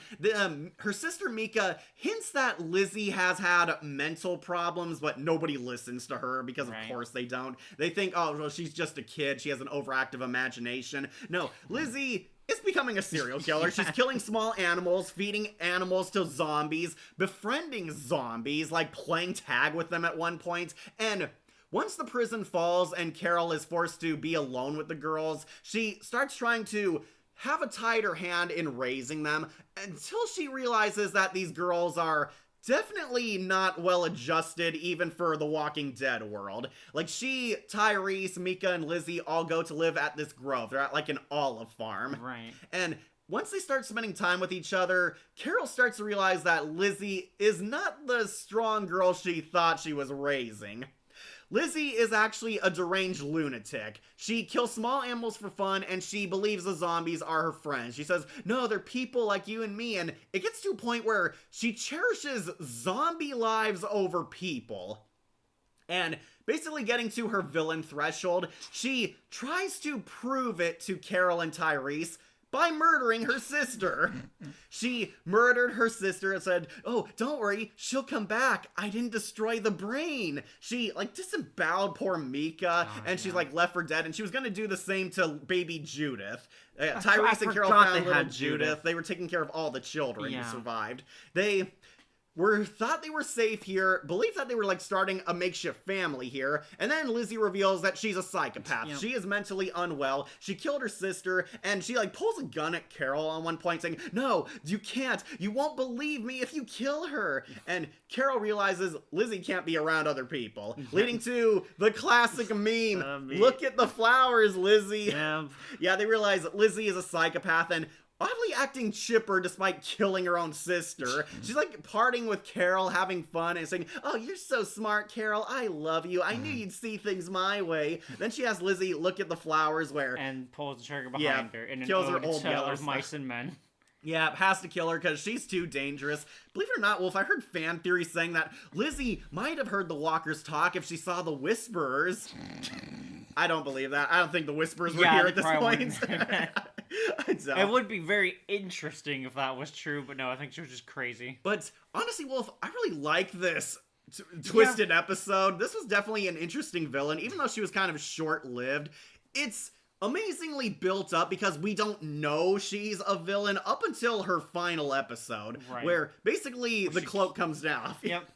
Yeah, they see her for what she is, a deranged lunatic. It was shocking in the comic, too, and in the comic, Lizzie and Mika were actually boys. Here, they changed them to girls. Weird. I guess because they wanted to fit with Carol's daughter, because she's not over Sophia. That's why she's so attached to them. Or honestly, make it also more of a punch, because usually you associate violence with boys. Yeah, or adults. And yeah, here's a little girl disemboweling her own sister and letting it turn. She was going to kill Judith, too, until Carol and Tyrese interrupted. Yeah.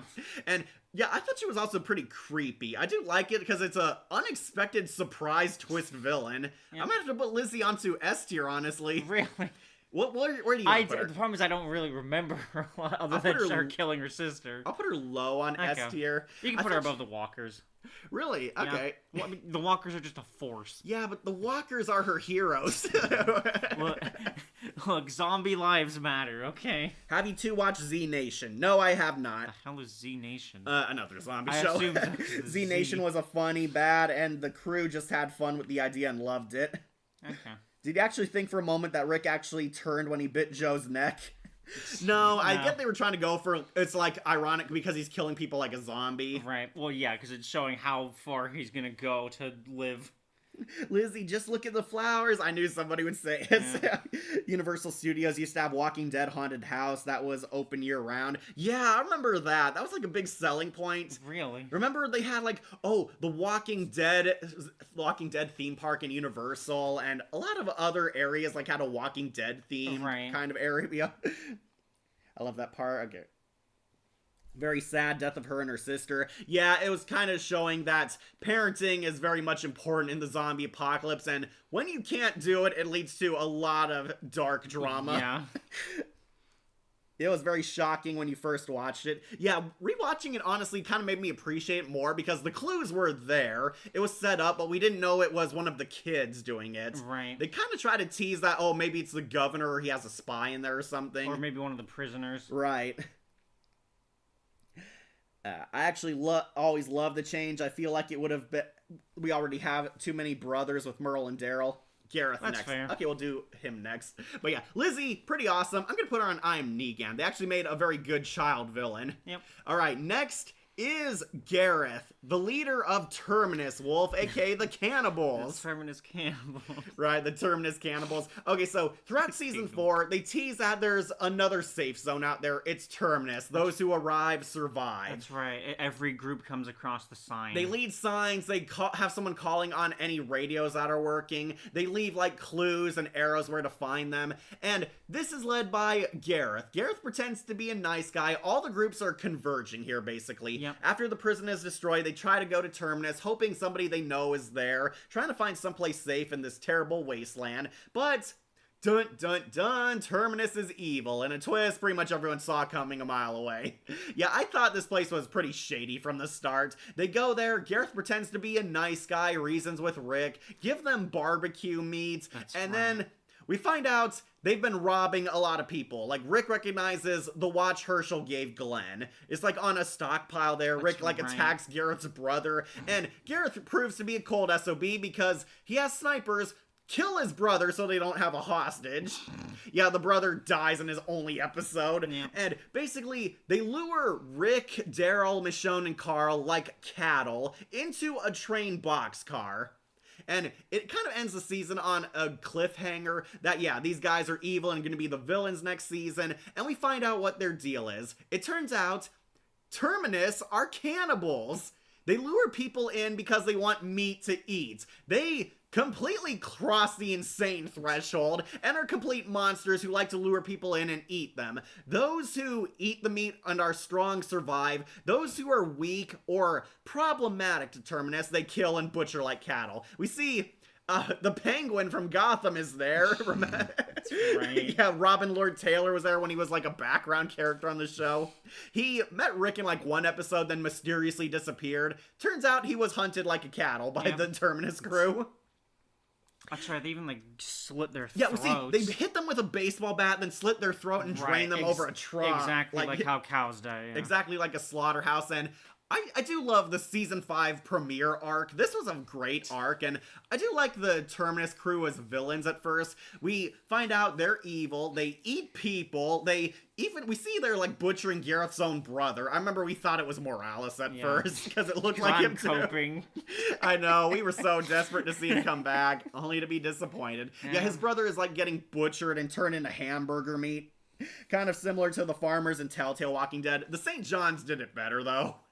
Yeah, I think the video game did it better. Right. Here, it leads to a really badass fight scene. Carol and Tyrese were not captured. They make it to Terminus, but see, they're wrangling Rick and their friends. And Carol goes one-man army on this place. She blows up like their propane tank, and it triggers a noise that alerts every zombie in the area, and a whole horde comes after them. Yep. And basically, this is the downfall of Terminus. Rick and the gang manage to escape, Carol snipes a few of them out, and some of the cannibals get their comeuppance when they're ironically eaten by zombies. I do like that sense of poetic justice, basically. Yeah, some of them get eaten by zombies after eating people. Gareth and his crew are believed to be taken out, like Rick and the gang manage to get out, and Rick tries to shoot them. We see he's hit in the shoulder and falls over, but we don't get confirmation that he's dead. Right. They completely wreck Terminus, destroy everything, kill his mom here. His mom's right up above him. Okay. Yeah, that's his mom. She was also a leader in Terminus. She only had like 2 episodes. But yeah, she gets like punk killed by Carol, and Gareth decides to get revenge on Rick after losing Terminus. Instead of moving on or letting it go, they become the Hunters. This was who they were in the comics, basically. Okay. They hunt down Rick's group so they can kill and eat them out of revenge. And it does lead to a very satisfying fight. They, like, abduct Bob, eat his leg, but he's tainted meat because he was bitten. Oh, that's them? Yeah, that was them. Oh, okay. Yeah, they're like eating Bob's leg in front of him to scare Right. him, and he says, "I'm bitten, you stupid pricks. Yeah. You had tainted meat." And you get that meme. He screams tainted meat. Right. They like leave Bob as a warning that they're gonna kill the rest of them. Rick and the gang decide to go out and find the hunters because Bob told them, oh, they were at like a schoolyard or something. Yeah. They believe they have the upper hand. We see Gareth and his goon squad come into the church. They believe they have them cornered, but then Rick comes in, ambushes them, snipes off his fingers, and kills 2 of his guys, and forces them to kneel and beg for mercy. And it does lead to a really satisfying death. Gareth pretty much breaks real easily. He is no governor. That was like his big problem. Mm-hmm. He kept trying to act like he was as badass as the governor, but no, he was not. He completely folds, is at Rick's mercy, and Rick said, "Oh, remember when I said I'd kill you with that red machete? Well, I have a promise." And he like pulls out the red machete and guts him. He like slices him into ribbons, and he and Martin and all the other hunters all get punk killed basically. Okay. It's to show you how badass Rick is, and it's supposed to show you that they become savages, but honestly it's kind of justified. Yeah. Honestly, I thought it was a pretty fun villain because it's the usual cocky, smug, arrogant snake, thinks he's above everything. Then he's pretty much crying in a blubbering mess at the end. Honestly, the best part was his death scene. I might put him onto A tier. All right. I'll put him Yeah, above I can love Martinez. to hate him. Yeah, he was definitely all right. I can't say the same about his mom. She was like barely a villain. I might put her into Who. Okay. Yeah, believe it, that's Tasha Yar from Star Trek. She was once the head of security on The Next Generation before she got killed and replaced by Worf. Incredible. Yeah, this is his mom. She barbecued the human meat and acted as kind of the spokesperson for Terminus. Alright. She had like 2 appearances, then Carol shot her. Yeah, then she was also eaten by zombies. Carol like left her for alive to be eaten. Okay. And that was the end of her. She's like crying and saying, "Oh, we weren't always evil." Carol doesn't buy it and kills her. Yeah, I'll put her onto Who. Okay. There is one more. This is Martin. Remember him, Wolf? He's, I guess Garrett's technically right-hand man at this point. He was the guy, he was laying fireworks around the area to scare the walkers off or lure them away, but Carol and Tyrese ambush him, and he's the bastard who tries to kill Judith. Okay. He, jumps him and threatens to kill a baby, Right. one twist, and I'll kill her. And Tyrese brutally beats him down. It's pretty funny and satisfying. That's deserved. Yeah, that was definitely deserved, and he is a part of the Hunters because he recognized Tyrese, and Sasha ends up being killed. Sasha kills him. Okay, Sasha yeah. stabs him to death when they're pleading for mercy. Martin tries to act like the tough guy, but no, he's another nothing. Honestly, I might put him onto maybe mediocre. Okay. Yeah, I'll put him under Thomas because Thomas was actually badass. Right. But yeah, that completes the cannibal arc. I thought it was a pretty satisfying arc, honestly. You remember that one, Wolf? Not really. Not really. Only I think the end of the terminus itself. Okay. And as you heard, I didn't even recognize they were the hunters. You didn't remember? No, I thought that was another group. All right, good news, Wolf. Only a handful of short filler villains next. Next, we'll do Pete. Remember Pete, Wolf? This is the domestic abuser guy in Alexandria. Oh, that's right. Because Rick is dating this woman named Jessie, and Yeah, she he has gets an abusive close. husband, and it leads to a love triangle. And basically, this guy's supposed to be what if Ed stayed as a villain on the show. Right. It was also a pot stirrer because of Rick. Because Rick's already on shaky grounds with Alexandria. Right. And so he's basically trying to push them out. Yeah, so Pete is the doctor in their community. It's why they right. turned a blind eye to his domestic abuse. And it shows you kind of Alexandria has weak leadership because they're letting this guy walk around. To this guy's credit, he was able to give a big fist fight to Rick. Yep. He finds Rick and his wife kissing, and he snaps, and they launch out the window of That's a house, right. and they're fighting in the streets. Rick beats his ass just barely. I was Right. kind of surprised how strong this guy was. He's fighting Rick hand to hand, and meanwhile, guys like Gareth and the governor barely won against Rick. Yeah, they have a fist fight, and Pete is under house arrest finally, and I will say, I was kind of disappointed. They neuter this guy. In the comics, he was pretty creepy. He, one, actually hid his domestic abuse. Two, they were trying to hint that he was kind of an insane, unstable guy before zombies came. He's scribbling on the walls, "This is my house, this is my Jeez. house." Kind of losing it. Once Rick beats his ass, he is afraid he's losing control because he's a Right. control freak, and they kind of build up his descent into madness. He's not this raving lunatic we see in the show until much later. And eventually, the Council of Alexandria is having a trial debating whether or not they should keep or exile Rick Grimes. Right. And they decide Rick stays, and Pete shows up with completely drunk and rage and carrying a katana blade, and he kills Deanna's husband. Yep. In the comic, this is honestly kind of stupider because the person he kills says, Pete, what the fuck is wrong with you? And like pissing him off more. Here, they give the character more tragic that he's like tries to reason with him like Pete you gotta calm down, and he accidentally kills the guy. He like accidentally slits his throat because he's again drunk out of control. And basically they take him down, and Deanna says, Rick, execute him. And yeah, that's kind of the end of him. He was basically a guy who was protected by their terrible system. Yep. Where do you want to put him? I know he was kind of barely a villain. I might put him on mediocre or who, honestly. I could do mediocre. Yeah, I'm going to put him below the Vados gang leader because he was more likable. I like this guy in the comic because he was much more ominous. In the show, they kind of sideline him too much and make him one-note evil. Right. And unfortunately, don't worry, his stupid son isn't on this tier list. Ron becomes a villain and is basically Pete 2.0. Forgot about that. Yeah, this guy, mediocre villain. Bender. And that is irony. Talk about the cannibals getting eaten by zombies.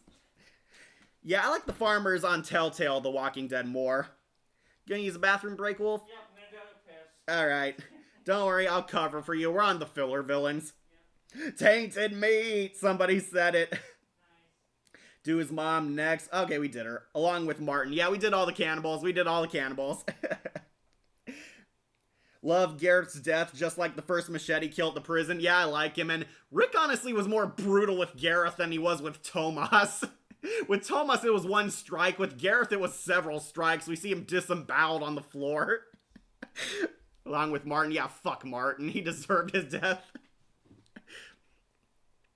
Alright, next I'll bump off a filler villain, Wolf. I'll do Nicholas. And Nicholas is going on our first not fit to lace Negan's boots. Yeah, remember this guy, folks? This is Nicholas, Glenn's archenemy. Glenn becomes a scout for Alexandria, and Nicholas used to be the head honcho scout in Alexandria up until Rick's group showed up, and basically, he's a coward. He is a giant puss who is too afraid to get his hands dirty and too afraid to risk his life for anything.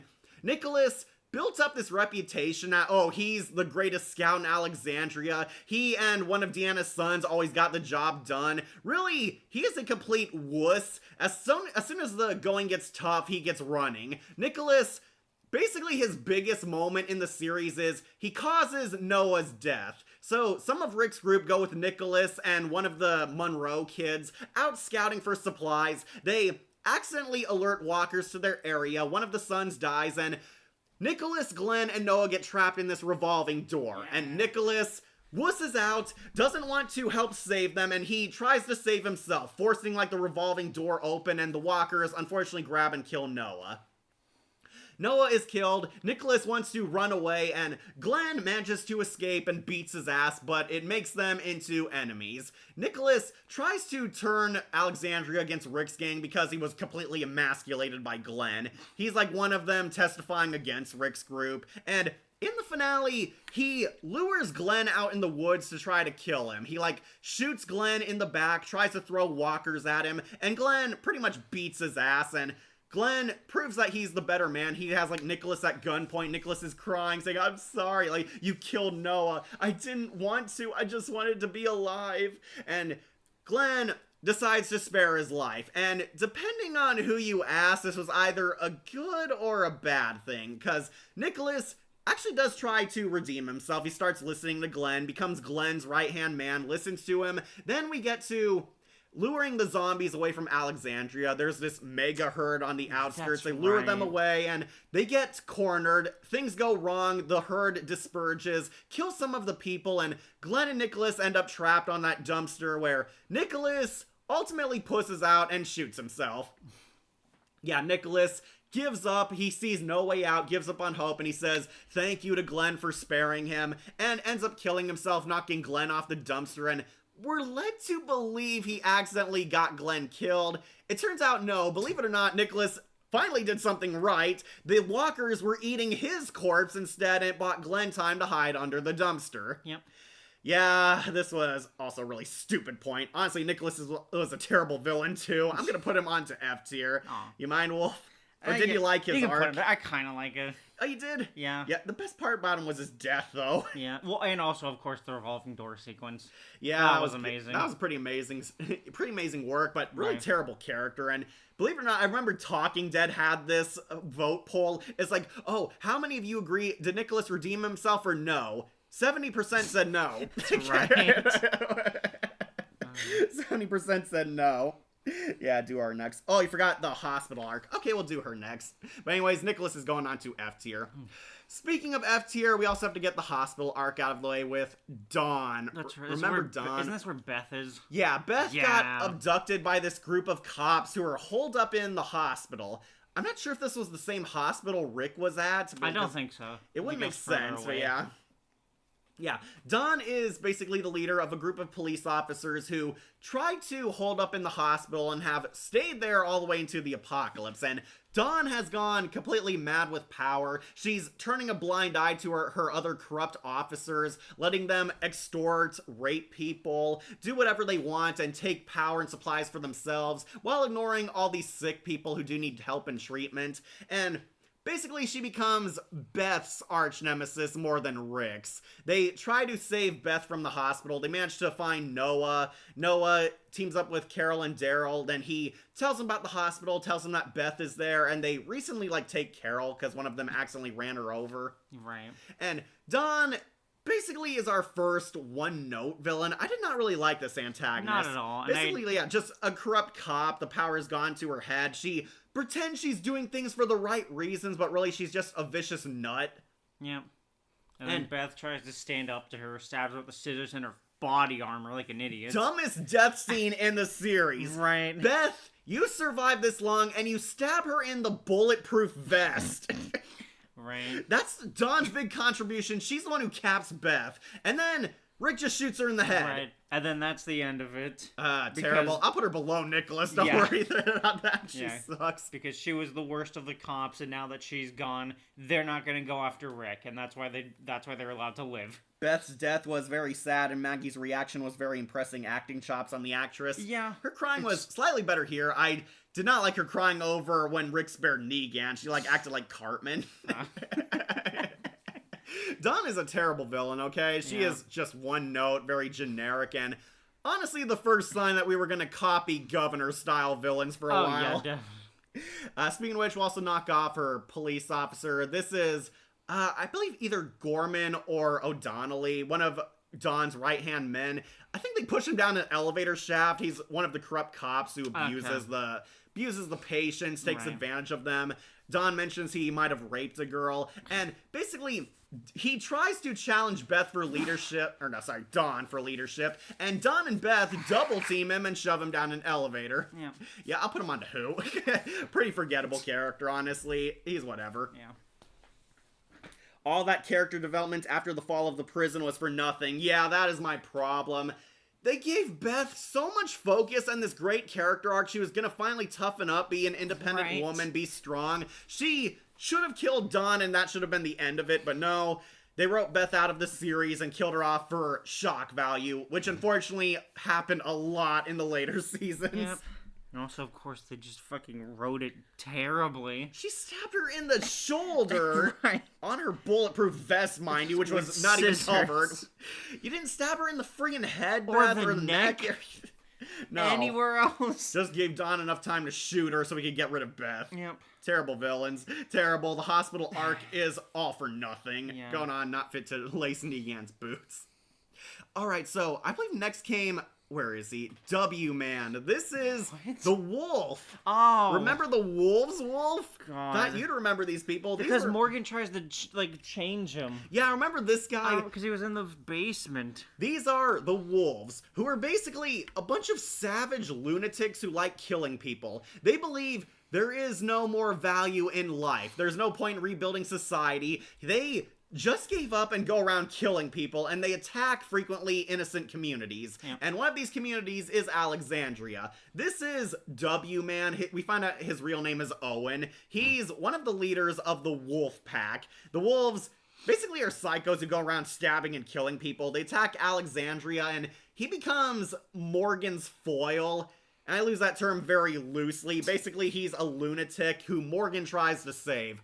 Morgan goes through one of his worst character arcs, his pacifist arc. He believes all life is precious, and during the wolf attack, Morgan and this guy bump into each other a few times. He ambushes Morgan in Alexandria again, and we're tricked into believing Morgan killed him, but no, he tied him up, keeps him in a secret room in Alexandria because he wants to help reform him, exactly like how Morgan was reformed by Eastman. Yeah. And basically, depending on who you ask, this is either one of the worst characters ever or wasted potential. He spent most of his screen time locked in a room. Morgan talks to him. He says, "Oh no, I'm evil," and it leads to one of the dumbest moments in the show. Carol finds out, and Carol tries to kill him, leading to Carol and Morgan fighting. One of my favorite stupid lines, "I'm going to kill you, then kill him, so nobody has to die." That's right. I forgot about that. God, I'm glad Scott M. Gimble got fired. I understand what the line's going for, but man, is that an awful line. Did their arc even ended up having payoff?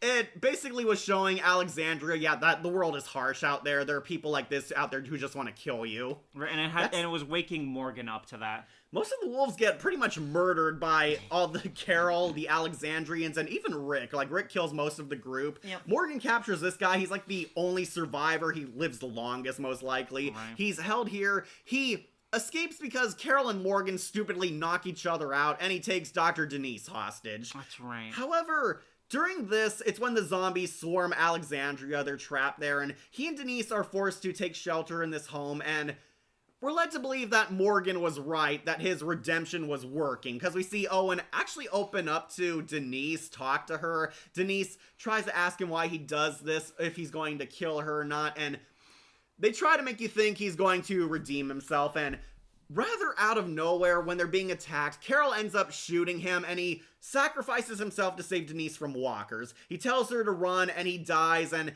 it's supposed to hint that Morgan was right. That you can save somebody, even a soul like his. He ends up getting swarmed by walkers, then shows up again as a zombie that Morgan has to put down for good. Right. And that was the end of the wolves. Yep. Honestly, I might put him on mediocre. Definitely mediocre. I did not like him. You did not like No, W, man? I did not like the whole Morgan thing. Yeah, this was definitely one of the stupidest arcs of the show, and this character is pretty much the living embodiment as to why. Yep. Gonna put him on a mediocre. Yeah, not much payoff. It just showed that Alexandria, yeah, there are evil groups out there. Yep. Okay, I think there's only one more filler villain. Yeah, we gotta do Jadis, the scavenger leader. Let's do the junk lady. That's right, the homeless people. The homeless. These people did come briefly before the savior arc. Right.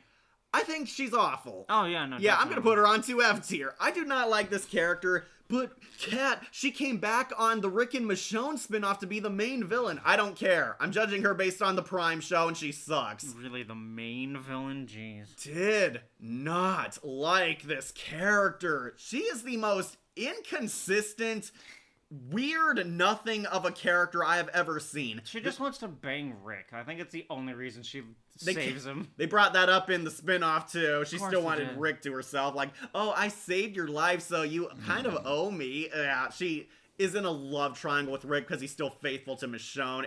It's dumb. It's dumb. This character is dumb. I hate this woman. This is Jadis, the junk lady. She presents herself as this weird homeless art house chick who likes living in the dump and making art from garbage.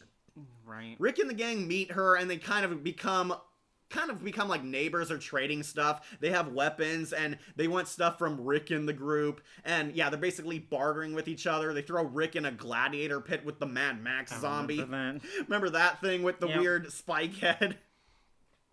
And basically, Jadis has this weird crush on Rick. It is really gross and uncomfortable. She like paints stuff like in the nude. She like wears an apron but no back shirts.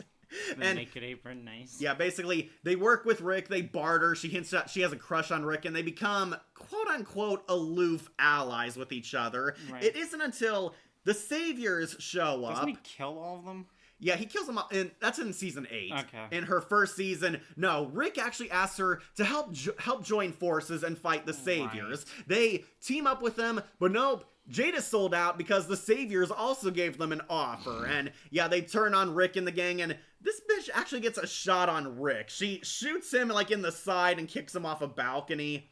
But of course that didn't kill Rick. He survived, and the junk people side with the Saviors. Then we find out there is more to this. The Saviors go to them to get them on their side again. Simon goes, that's Trevor Phillips' character, to make a deal with them. Negan says get them on their side, but Trevor pretty much has a psychotic breakdown and kills them all. All her people are pretty much wasted, and he makes an example out of them. They kill all the scavengers and basically use them as a warning to Rick to fall in line. However, Jadis somehow survived this. Jadis hid under like one of her friends' dead bodies. She like smeared blood all over her, pretended she was dead, and lied still. And of course that fooled them. They didn't bother capping any of them. She somehow reveals more about herself. Jadis is actually a government agent. I remember that. Like, what? What? Why is she acting like a crazy homeless lady who barely speaks English? But no, she has like this secret room in a junk crate, and it's like there's like this 5-star hotel in there. She has like a room in like a crate. She goes in there, gives herself a makeover, and believe it or not, she actually tries to get revenge on Negan. Right. Rick like ambushes Negan at one point. They both get lost in the city. They have neither of their groups backing them up, and Jadis abducts him and interrogates him, and Negan reveals he didn't order the junk people's execution. His own minion went against his orders. And Jadis randomly becomes friends with Negan. She kind of forgives him. It is completely forced. And the two become best friends. She spares Negan, and she decides she's going to ally with Rick's group, and she stays with them after the Savior War. Dates Gabriel, believe it or not. Alright. Remember that? She dated Gabriel. No, I don't remember that. And she feels some regret for her villain life, but I'm sitting here thinking, why did you become a villain in the first place? I know nothing about this character. She changes her story and changes her name multiple times. She called herself Jadis, then she calls herself Anne. That's her real name. Then she has another new name in her spin-off show with Rick and Michonne. It's very inconsistent. The more you reveal, the more I just remember not liking her. Yeah, she's a government agent, and it turns out she makes deals with this secret society by giving them people. Right. She gives them people, and she's the one who saves Rick Grimes' life. That is basically what her character arc amounted to. There was no build-up to this. Rick is nearly killed blowing up the bridge to get rid of the horde of walkers. He's floating downstream. Jadis finds him, and Jadis says, "Oh, I'll give you myself and this guy, but please save him." And they fly off to their spin-off show where she becomes the villain of that series. Incredible. And they also gave her a lesbian haircut, Wolf. Like, give her like a Mo Howard haircut. She looks stupid. Right. She's now like the leader of an evil fascist regime. It is stupid. Right, yeah, she sucks. She sucks. I hate this character. She is god-awful. And pretty much shows you that the mystery box storytelling for characters doesn't always work. Right. I only remember the group because they got their own spin-off with, I think it was like the Dead Generation or something, where it's all the kids that are being raised in this new world only. And right. that group that did that is the same that Jadis sells that gets Rick to. Right. That's the only reason I remember it. Sorry, reading comments, sorry. Okay. Yeah, just being awful quiet over there. Sorry, just reading. Same goes for the death of Herschel. Her reaction was done well. Nice acting. Oh, chops. yeah, definitely. That's, yeah. The wolves, there was no payoff to this. How did she survive that long? My point exactly. She left the government to live in a dump with a bunch of homeless guys. Dumb is dumb. It's all that military training. Well, Rick can have the best of both worlds, both vanilla and chocolate. Yeah, but not Jadis. Yeah, Jadis is gross, man. And her haircut looked god-awful. She's also just not even that nice of a character. She wasn't. I hated this character. They did not know what to do with her. I didn't know she came back in the spinoff with Michonne and Rick. Yeah, she's in The Walking Dead, The Ones Who Live. That's right. She's like the twist villain. She's at first a friend of Rick, then it turns out she got promoted to a leader of this evil organization. Yep. Once again, it's dumb and shows you how inconsistent their writing is. Hey, you met someone who works for the government. They have some odd hobbies. But making art in a dump completely naked and talking like in broken English. Yeah, she sucks. I hate her. Going on to F tier.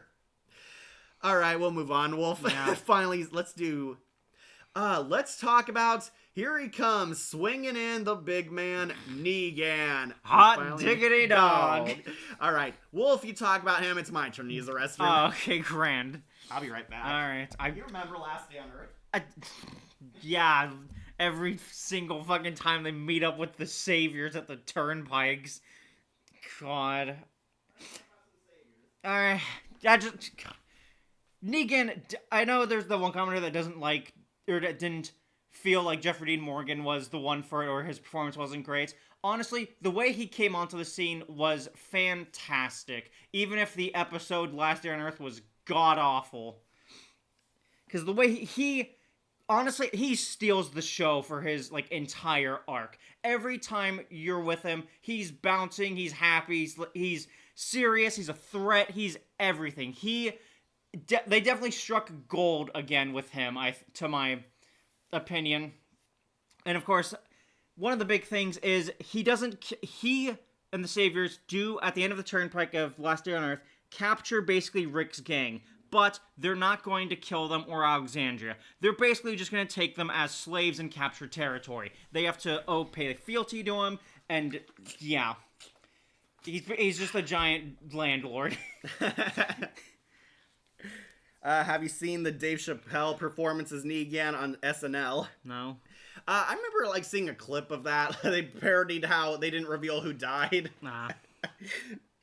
Alright, read that comment. Alright, so I actually do like Negan as a villain. I thought he was very interesting. I might put him onto I Am Negan because, of course. Wolf, where do you want to put him? I Am Negan as well. As said, he steals the show whenever he's on. I'll put him under the Governor, honestly. Okay. I do like the Governor a lot more because he was a cool villain to the end. Yeah.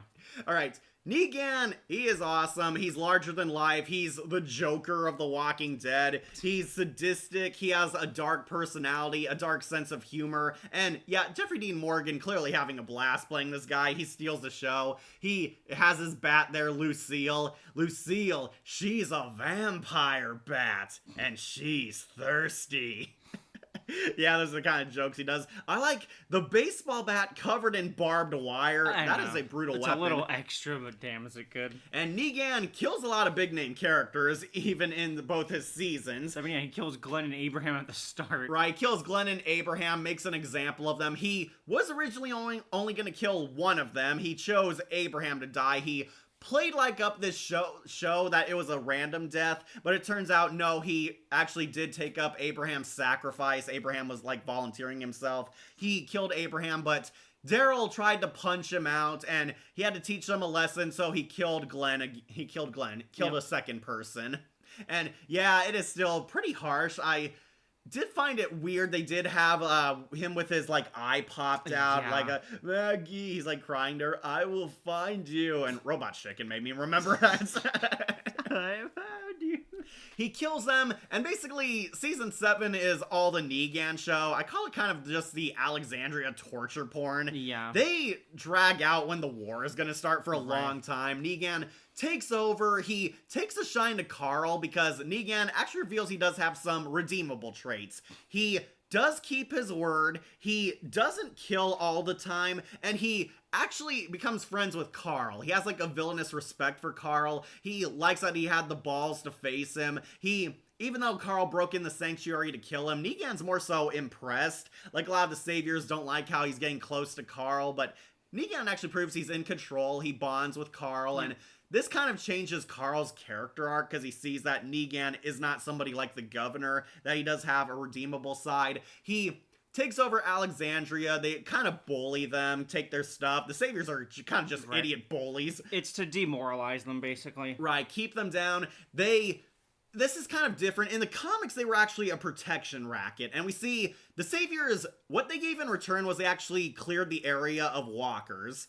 We don't see this in the show. In the comic, we do see they're like right around in jeeps, shooting, killing, and bludgeoning zombies. Comic Negan actually kept his word. They do protect them. They do save people. They kill zombies, and in exchange they want all their stuff. Yep. And that's kind of where the villainy line comes in. This is the mafia at that point. Yeah, they are. They're kind of the mafia. We don't see this in the show, sadly. We're told that, oh, we're guarding the area for you. We don't know if they're killing zombies at all. Right. But yeah, it's very clear. And halfway through season 7, finally Rick gets his balls back. Spencer tries to make a deal with Negan, and this is like one of my favorite Negan scenes too, besides the first episode with him. Spencer tries to make a deal with Negan, asks him, oh, I could become leader and your liaison if you kill Rick. That's Make me the right. leader of Alexandria. And Negan, who actually has been kind of villainous up to this point, is actually disgusted with Spencer and calls him out. And pretty much calls him out and murders him in cold blood. It's like, so you want me to do your dirty work for you? If you were such a great leader, why aren't you man enough to kill Rick yourself? You know why? It's because you got no guts. And he disembowels him, and we see his intestines fall out. A river of blood flows the streets. Yeah. Well, I was wrong. You do have guts after all. I did like that scene. Yeah. And it does show Negan actually has some morals. Right. Very small, but some. He actually does have villainous respect for Rick and Carl. And he tells Rick, oh, I killed Spencer because he was plotting against you. You should be thanking me, Rick. And unfortunately, he takes Eugene hostage because Rosita tries to shoot Negan here. Right. Somehow not killing him, only shooting the bat. Yep. Yeah, that was BS, and it kind of showed you the plot armor was definitely here. Or that Lucille was conscious. Right, yeah. Lucille gets shot by the makeshift bullet. He takes Eugene, and Rick finally realizes that, oh, they can't live peacefully with the Saviors. They are monsters. They do have to take a stand and fight back against them, and unfortunately, Season 7 is a painfully slow build-up to fighting against him. Negan's there, he's pulling some strings, setting up stuff that will be paid off next season, and we just see he has a Savior Council. I do like the Savior Council, all except for one member, but we'll get to them later. And eventually, Season 7, the war finally begins. Rick fights back, they try to blow up the Saviors, but no, the junk people turned against them, and they have all-out war. Negan's going to execute Carl as punishment, but all the communities unite. Hilltop shows up with Maggie, showing she's alive. Ezekiel and his tiger come in. I remember Shiva jumped a guy. Yeah, the Kingdom Comers. They kill off Roy Wolf. The grammar Nazi is the only named guy who dies. Saviors, for the first time, actually lose and are sent running, where it's all-out war, like in the comics. Then comes Season 8, where we see that war. And I do like Negan here. Negan shows why he's the boss. We do see he can fight. We do see he and Rick can go toe-to-toe with one another. Yep. Once again, Jeffrey Dean Morgan is still very funny, still very entertaining. We do see a softer side to him. He grows to like Carl. He's actually friends with Eugene. Eugene becomes a savior. He spares Father Gabriel. They work together to escape walkers because Gregory was a dick and stole Gabriel's ride.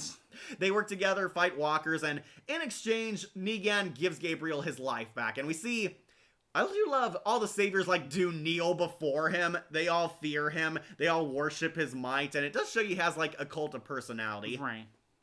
And basically, he's trying to fight Rick, but he wants to avoid as much death as possible. He wants to save them because if we kill them, then our community falls apart because we need people. People are a resource. Yep. And this leads to a very interesting arc with all his other saviors because they don't see eye to eye with him. Some of them want to, like Trevor here, want to straight up kill all of Rick's group. They're having inner fight and a lot of politics in between them. We see Negan sort of shows that he does have a good side. He spares Gabriel. He spares Jadis, even though she takes him hostage. He finds out that his right-hand man, Simon, here is secretly plotting against him. Finds out Dwight is secretly a mole, leading to a lot of fights. And we'll get to the finale of The Werewolf, where basically they have their final showdown. They have the fight on the hill again, exactly where Glenn and Abraham were killed. He does that whistle thing. Right. Leading to them fighting, and it turns out Eugene sabotaged all the bullets he made. They blow up their guns and kill some of the saviors. They unfortunately used all the bullets he made, and they all backfired, killing half his army. Good God. Yeah, those saviors pretty much lose here. It turns out Eugene was a good guy all along, secretly helping them. And Rick and Negan have a hand-to-hand fight for the last time, and they fight in like this weird area where there's these like window glass panes hung around on a tree. I'm not sure what this place is or who hung it out here, but yeah. They have a fight scene, and Rick tells Negan that Carl wanted you to live. Carl wanted us to live in peace and have no more war and death. And then Rick slashes his throat. Right. And then tells a medic to save him. Yeah, tells him to save him. Rick decides to fulfill Carl's dying wish to have peace with the Saviors. And yeah, the war ends here. Negan's beaten and, like in the comic, locked in a prison cell for the rest of his days. Yep. And then to give him a redemption arc for the rest of the series. Okay, so Jeffrey Dean Morgan was definitely funny, but they kind of neuter Negan the longer it went on. Yeah. I will say I did like him during the Whisperer War, but then the Commonwealth arc pretty much destroyed him. He became a wuss. He married a strong, independent black woman who was kind of a replacement Lucille. Right. I did not like the Here's Negan episode, which showed his origin, where basically his turn happened in one day. Yep. We see Negan used to be this really strong, malnourished nerd who played video games in his girlfriend's basement. Right. He was like a total loser, like more pathetic than Eugene. Lucille was apparently a strong woman who really loved him and tried to help him become a better man. He's like wasting his life. He's, 40 years old playing video games in the basement, fighting with like a Korean girl online.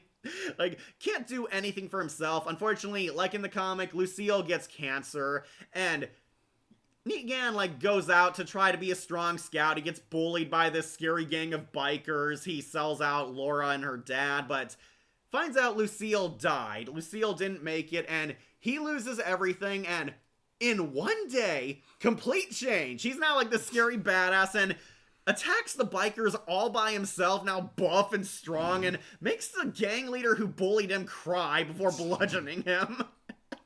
It's so forced. It is terrible. Right. And then, basically, I did like him in the Whisper arc. He becomes friends with Lydia, Alpha's daughter, because they're both the former villains trying to redeem each other. He's protective of Lydia. He kills somebody trying to kill her. He helps them take down the Whispers. Negan, to his credit, did kill Alpha, too. That's right. Yeah, he went undercover to become a new cult member in the Whisperers. Alpha falls in love with him, and he kills her. Yeah, he beheads her, and Beta becomes his archenemy because Beta was an Alpha simp. And Negan and Daryl are the ones who have the final fight with Beta. They, lure their horde army of walkers away, and Beta tries to fight them, and kind of anticlimactic. Negan and Daryl double team Beta and kill him. He's swallowed by the walkers. I believe you did see this finale, but maybe probably don't remember him. And yeah, Negan then just spends the rest of the final season kind of being this pathetic wuss, opting for peace, crying why Maggie doesn't forgive him. Kind of why I like the Governor a lot more. Yep. And then they force him to be with Maggie in a new spin-off show. Yeah. So they can keep doing the stupid, weirdly romantic tension between the two. Yeah. Will Maggie ever forgive Negan for killing Glenn? They're dragging it out to a new show. She should just kill him. Windows are supposed to represent the bus. That happens in the comic. Okay. Alright. Only Bat and LGBT characters get the bullets. Hey, Aaron lived all the way to the end. I did like his chemistry with Carl. Yeah, me too. That was pretty nice. The intro for him was intimidating, and the deaths of Glenn and Abraham were sad. Love the POV death after the choices. I did not like the POV death. Basically, remember Wolf? They kept it as a cliffhanger over who he killed. Right, God, and we had to wait half a year to next season to reveal, oh, it's the two characters everyone thought it was. Yeah, they screwed up by killing off Carl early. Yeah. Look, let's just all say that the only seasons to watch for Negan's villain arc is 7 and 8, that's all. Yeah, they tried to have him redeem himself. I liked it at first, but then they turned him into a complete puss. He didn't like violence anymore in the final season. Ezekiel, played by Cyborg himself. Yeah, Kari Payton from Teen Titans. Loved his character in Shiva. The tiger's death was very sad. I agree. Also kind of forced, too, because a tiger would have put up a much bigger fight. love the comedy of Negan and the Whispers, especially Beta and Negan. Yeah, they were funny because Beta is a much more quiet and emotionless villain, and Negan is much more He's funny. boisterous, yeah. He talks a lot. He's very over-energetic. Like, oh, you better get my skin suit with extra measurement for my big balls. Beta is like always triggered by Negan. He like threatens him at one point. All that comes out from you is noise. We're the Whispers. God. It sounds like a bad arc. It was a pretty dark comedy arc. It was ridiculous, but kind of funny, bad. Okay. He lived long enough to be the villain, to be a sorry loser. Yeah, he was. His friggin' girlfriend was more of a badass man than he was. That's how bad Negan got in the end. Yeah, but as a villain, he's gone on to S tier. Yeah. Alright, Wolf, we'll wrap it up. He's on Good. I Am Negan. Definitely the second best villain, next to the Governor. The Governor at least went out on a high note. Yep. Alright. I'm starting to feel like I did as the seasons dragged on. Right. Okay, well, let's talk about a villain you like, Trevor Phillips, God. aka Simon. You know why Simon? Everything Simon says, you do. God. Yep, here's Stephen Ogg playing Negan's right-hand man, Simon. And Simon Ogg was definitely fun. He was really over the top. He's like this vicious love-to-hate bastard, and Yeah. I liked his character arc. He goes from Negan's #1 fanboy to the Starscream. He starts out as another kind of Negan 2.0 villain. He is overseeing the Hilltop area. Yeah. He watches them, he does deals with them. I do love that. Oh, he also has kind of a sick sense of humor. He like pushed a car with like a middle finger lock over the car so they couldn't unlock it. He also takes Hilltop's doctor once they lose theirs, and in exchange, he said, oh, I got you covered, I got you supplies, and it's all aspirin and Band-Aids. It's all the worthless stuff. Yeah, it's all a bunch of worthless crap. Yeah, this guy is pretty much a funny love-to-hate type of dick. He doesn't get a character arc until the war actually starts, and basically, he and Negan fall apart. They were best friends, and now they turn enemies. He becomes a Starscream. He loses faith in the savior way, thinks Negan is weak, thinks we need to kill these people, exterminate them. Negan's like, no, we need them alive because people are a resource, and it causes a huge falling out between them. Simon gets emasculated, gets called out, he tries to take over, Negan kind of like forces him to bend the knee to him, always threatening him like, oh, are we backsliding, Simon? No, we ain't backsliding. And is very clearly scared of Negan, but ultimately, he turns against him. Simon, as we said, loses his shit, kills all the junk people against Negan's orders. Right. They were supposed to recruit them. Simon is pissed off because they've been losing the war and it's obviously getting to him. He kills them, make an example of them. He sees Rick Grimes charging at Negan. They're like on the road driving cars, and he doesn't alert Negan that Rick is speeding towards him, and that's how Rick ambushes Negan, takes him out, and Simon takes over, says, oh, well, I'm in charge until we find Negan, and I say we attack Hilltop, and yeah, basically tries to get rid of Negan, get him out of the picture, take over, pretends that Negan's gone. He and Dwight like burn Negan's car, assuming he died in it. That was kind of his mistake. They don't even check because he's stupid. Right. They attack the Hilltop, badass fight scene. I do like that Simon came up with the idea to bathe the weapons in zombie blood to infect them. That was his idea. They attack Hilltop, run away. We do see Simon does not care about his fellow saviors. He cares about winning the war.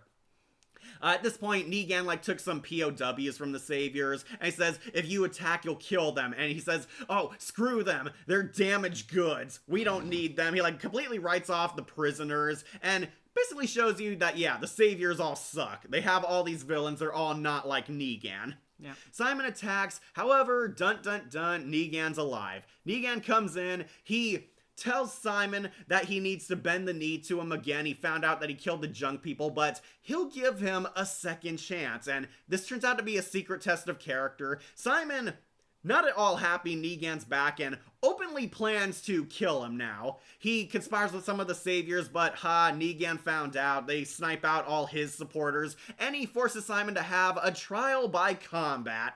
Remember this, Wolf? They have a man-to-man fight, and Simon goes full Trevor Phillips trying to fight him, sucker punching Negan. Ultimately, Negan wins. He beats him up and tells him, this is all your fault now because of your mistakes. I'm gonna have to kill them all. I'll have to kill Rick and his group because they'll never trust the Saviors after what you did. Not like they trust them before, I but know, yeah. right? Basically, Simon's death is also meant to be his poetic justice and comeuppance. He's strangled, and he becomes a zombie they hang on the fence. Ironically, this was from his character introduction. Remember, Wolf, Simon killed the librarian and hung him and made an example of him. He says, like, oh, this will happen to you if you don't comply with us. And he basically, like, left this guy to turn. Simon gets killed and left to turn. Okay. Yeah, basically, he's hung up on the fence, and that's the end of his story. Honestly, I did kind of like him. I thought he was an entertaining villain. You know, I always quote, bullshit. Right, that was him. That meme. Come on, let's go watch Bond. Wasn't Simon. he also the fake-out leader of the Saviors in the Last Day on Earth? Yeah, we're led to believe that he was the leader. Right. Nope, he's actually Negan's right-hand man. Yeah.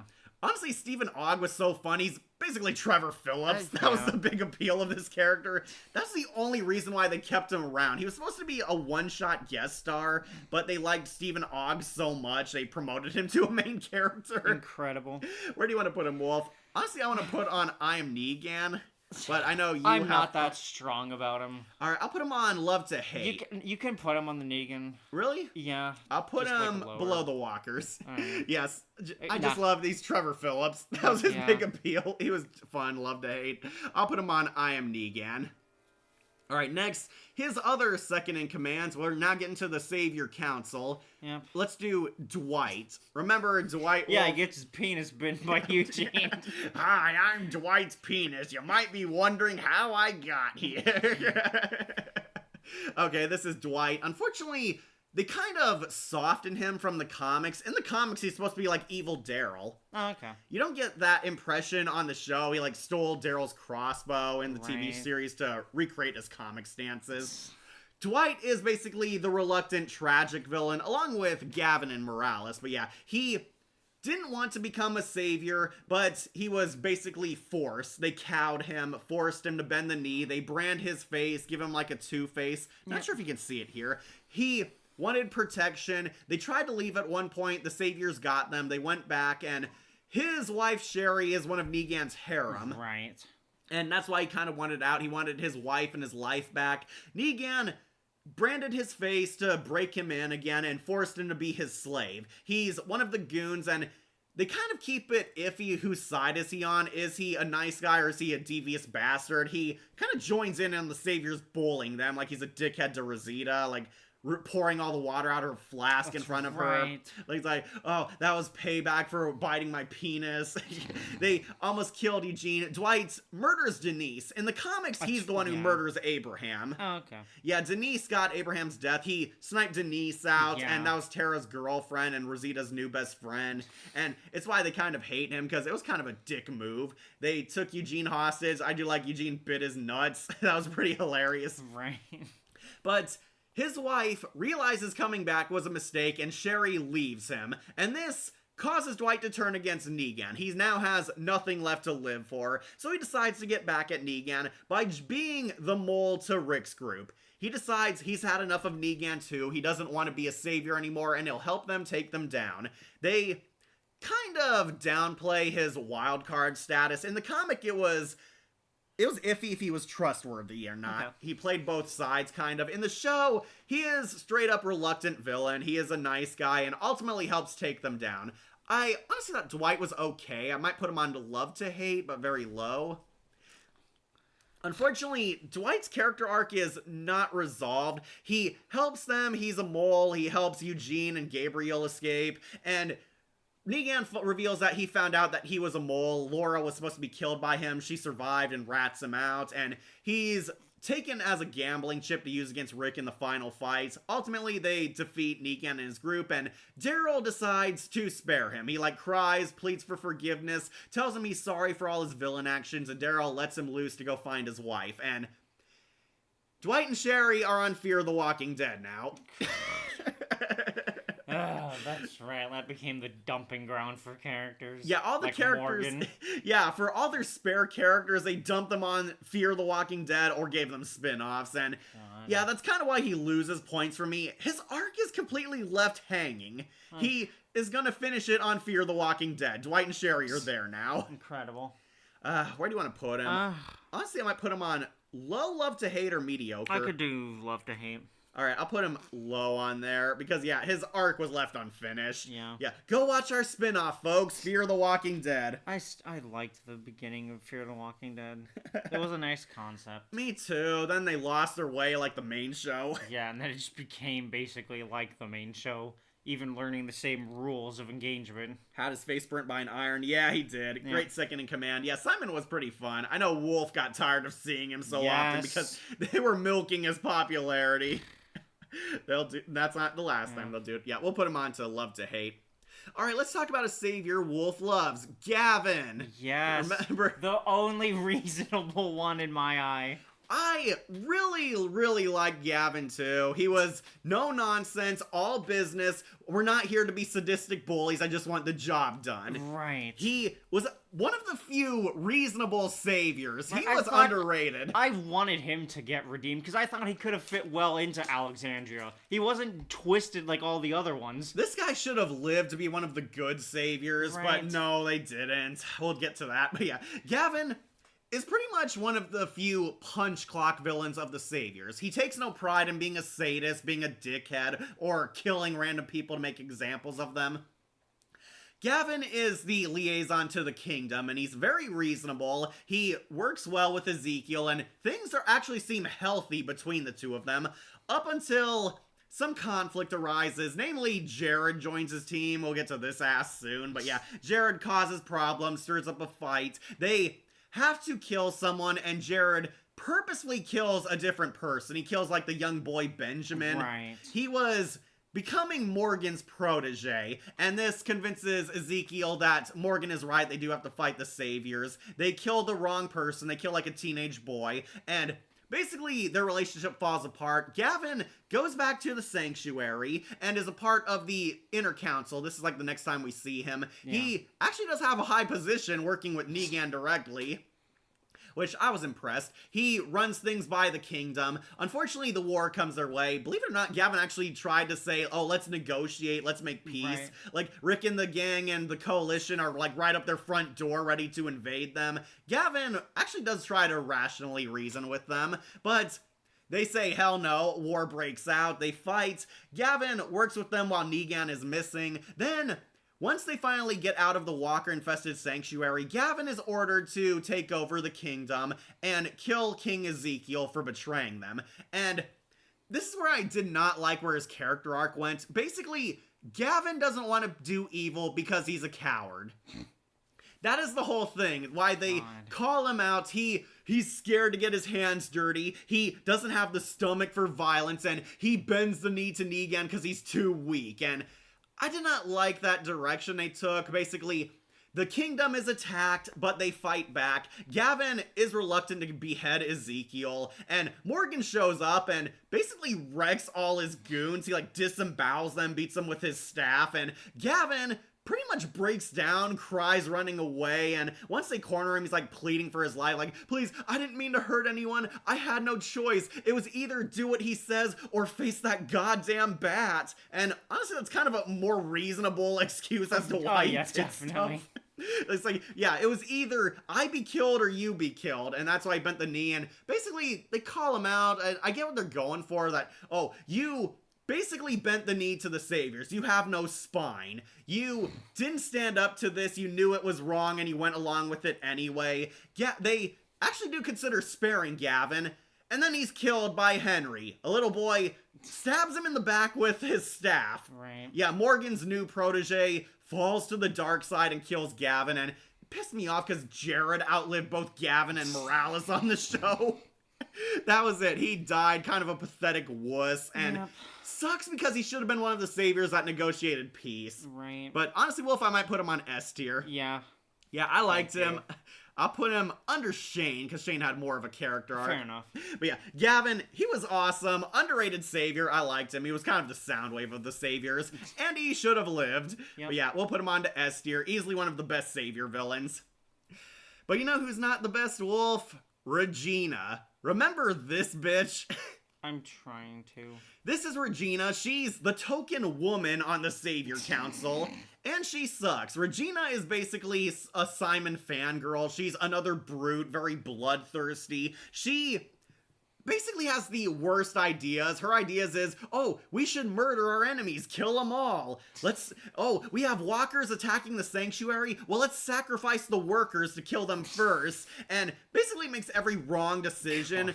Regina is basically there because she's the token female. They wanted to show the saviors were diverse. And she's the only girl, and ironically, the one girl member is the worst squad leader of them all. I wonder what they meant by this. Like, she sucks, she's incompetent, she's bloodthirsty. When the workers revolt at her stupid idea of being sacrificed, she pulls out a gun and caps one of them, saying, oh, I am Negan, you have to listen to me. Right. And Negan makes his way back and basically demotes her instantly to Eugene's bodyguard. Yeah, she becomes Eugene's basically secretary, helping him, and she's like very pissed and huffy about it. Honestly, that sounds too nice. And believe it or not, she also fails at that because Daryl and Rosita abduct her Eugene. She was like just sitting smoking in the corner, not doing her job. God. And Eugene calls her out on it, like, you failed to protect me. And she's acting like it's not her problem. And basically, the final war happens, and she gets shot by Rosita, but she's not dead. I had no idea why they kept her around, because basically she's there in the background during the Saviors building the bridge arc. Then, once things fall between them, she joins Jed and his stupid bandits, and they become basically a wannabe savior group. She joins the bandits, and they basically die when Carol burns them alive in their sleep. Oh, good. Yeah, that was it. This bitch, she is the Captain Phasma of The Walking Dead. That's what I best describe her as, and she is going on to not fit to lace Negan's boots. I at least liked Phasma. I wanted to. You wanted to, yeah. She is honestly the Captain Phasma of The Walking Dead. That's my best description of her. She sucks. Which dead villain deserves a second chance? Gavin. Gavin. I like Gavin. He deserved it. Gonna get more water? Alright. Dwight and Sherry on Fear the Walking Dead, Ghostface Robot Chicken meme. Ow. Yeah, I agree. That was stupid. Just supplant them on a different show.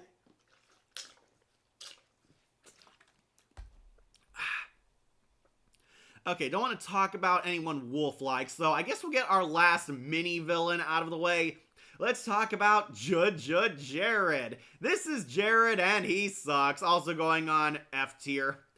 If you don't remember, Jared was the asshole in Gavin's group who caused unnecessary chaos between him and the Kingdom Scouts. Jared is the one who capped the wrong person because he was a petty dick. Then he took no responsibility for it, forcing Gavin to transfer him to Simon's group.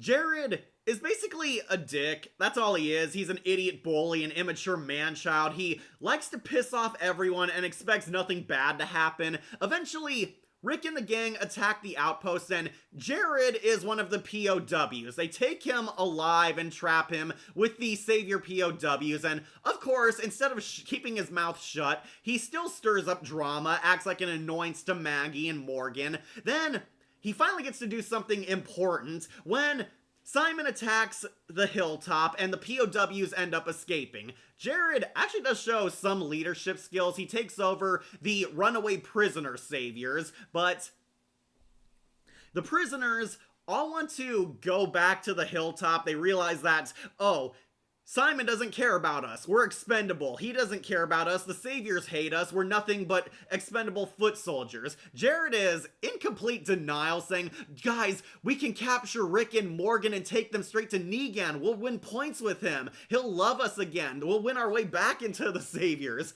And basically a herd comes for their base. They're like hiding out in a bar. They're trying to get back to the sanctuary. They corner Rick and Morgan, but they work together to defeat the herd. Then Morgan and Rick kill them all, and Jared actually gets one of the most satisfying deaths, where Morgan finally kills him. 2 seasons of this guy being a dick, and they finally kill him. They saved him like for the penultimate episode. God. Like, I would say his death scene was good, but it was not worth waiting that long. Like, basically, if you don't remember, Wolf, he's kicked into, like, a pool room. He and Morgan have a fight to the death, but walkers are coming in one way, and Morgan, like, closes, like, this gate over the area and holds him against it when he's, like, trying to get it out. Jeez. He, like, holds it like this. He's like, let go, and walkers come and eat his back and his face off. I think I kind of remember that. Like, he's like, it's kind of parallel to Noah's death, how Noah got eaten when he was against. He's told Glenn, don't let go, and he's saying, let go, and Morgan, like, holds him there and lets go, and the walkers are finally deep into him and lets him, like, suffer very prolongedly. Yeah. That's, like, his one best scene, and it's his death scene. Other than that, he's, like, just a dickhead. That's all he is. He stirs up trouble. Gone on to F tier.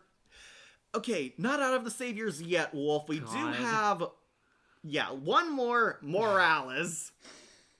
Put him down. Morales. Put him down. You know where. Yeah, F tier. Yep. I'll put him up top because he was better than them at the start, but oh god. Having wanted to see him for so many seasons, it hurts what happened. Morales was a survivor in season 1. Actually a cool and friendly guy, the first on Rick's side. They work together, but he decides he's not going to follow Rick and Shane where they're going. He's going to go find a family in Georgia. Right. And they leave, hinting that we'll see him again one day. Morales and his family are all still alive, still happy together, and say, don't worry, our roads may cross once again. They leave, and we never see them for years until the Savior War, where Morales shows up as a savior. Rick is invading an outpost, and he turns around to see Morales alive and a part of the Saviors. Right, he keeps Rick at gunpoint to tell him his story, basically. Right, tells him where he's been. His family died off screen. They were all killed. He joined the Saviors and believes in Negan's cause. And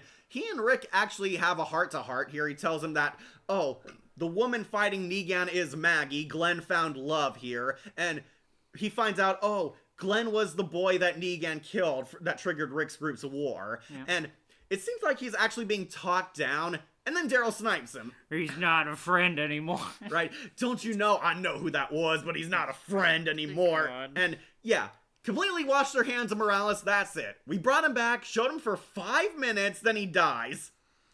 They brought this guy back just to kill him. I know. And they didn't even give him an arc. They failed Morales. God. What the hell? I hate you, Scott M. Gimble. I hate you. All that work to bring him back, and that's it. I know. Really hurts. Yeah, going on to F tier for sure. Alright, I think our finally last character of the Savior War, Gregory. Remember him, Wolf, the cowardly old politician? I'm trying to. Is he from Alexandria? He's the Hilltop leader. Okay. This is the Hilltop leader. Oh, he that's right. presents himself as the leader, but really it's Jesus who's in charge. Yeah. He and Jesus are sort of odd friends at first, up until Gregory bends the knee for Negan the Saviors. He sells out and says, oh, I could help you, Negan. He says, oh, the Hilltop stands with Negan. And Jesus says, oh, no, Hilltop stands with Maggie. Yeah. And basically proves that this guy was a completely powerless coward. Yep. That is Gregory's whole shtick. He's a coward. He thinks he's head honcho. He's the big cheese. He has pull in the apocalypse. Really, he's just this goofy old man nobody takes seriously. Nobody likes him. Nobody respects him. He tries to side with Negan and the Saviors to save his skin. Hilltop doesn't stand with him. I do like the scene where Simon says, I invested a lot in you, and this is what I get. You disappoint me, and he kicks Gregory off a balcony. That's pretty funny. And Gregory basically kind of plays both sides. He goes crawling back to Maggie, goes crawling back to Negan, goes crawling back at Forth, and ultimately he doesn't become a villain until his last episode, ironically. We get a time skip where they had a democratic election for leader of Hilltop, and Gregory lost. Gregory pretends to be pulling his own weight, pretends he's a nice guy helping people at the farm. Then, when this elderly couple loses their kid on one of Maggie's scouting missions, he sees this as his chance to get back. He tells, like, the old husband, gets him drunk, says, well, you know, your son wouldn't have died if it wasn't for Maggie's poor leadership. And talks this guy while he's drunk and grieving into killing Maggie. He he jumps Maggie like covered in an Assassin's Creed hood, almost kills her, hurts her and Glenn's baby, but then he gets beaten. They end up saving her and the child, and Maggie confronts Gregory. Gregory pulls out a knife on her, tries to take her out, but he gets beaten up. Honestly, he was a lot more badass in the comic where he put up a better fight. But yeah, he gets beaten up, and Maggie decides things are changing, no more second chances, and Gregory gets hung. He's like being publicly executed. He's on a horse and a noose, and they execute him Old West style. Gotta show what happens to those who try to pull that on you. Right. Maggie is showing that they do not agree with Rick's way of sparing villains now, and that's kind of what his death amounts to. It's kind of funny that this guy survived for like 3 seasons only to get killed off in a premiere episode. Oh, wow. Incredible. Yeah. Gregory, I do think he's kind of funny, so I'll put him on to Who. Alright. Yeah, I'll put him on to Who, but definitely not one of the all-star villains. He was just a funny, pathetic loser. Brought him back ever since season 1, only to waste him. Yeah, Morales, wasted character. He should have got a second chance, too. I know. Should have been one of the saviors to turn good. Exactly. Alright, don't worry, Wolf. I hate a lot of these villains, so we might speedrun this. Oh, good. And also, I don't remember a whole lot of them. Okay, let's get to the first actual villain, Alpha. I am Alpha. These are my whispers.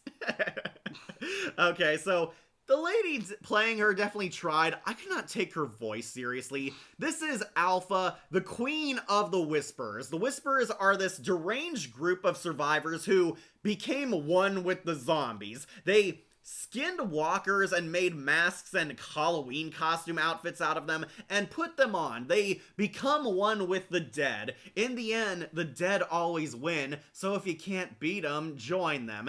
And we're introduced to their leaders, Alpha and Beta here. This is Beta. He wears that suit 24/7, Wolf. Incredible. They kind of build up to what he looks like. He's played by Ryan Hurst from Sons of Anarchy.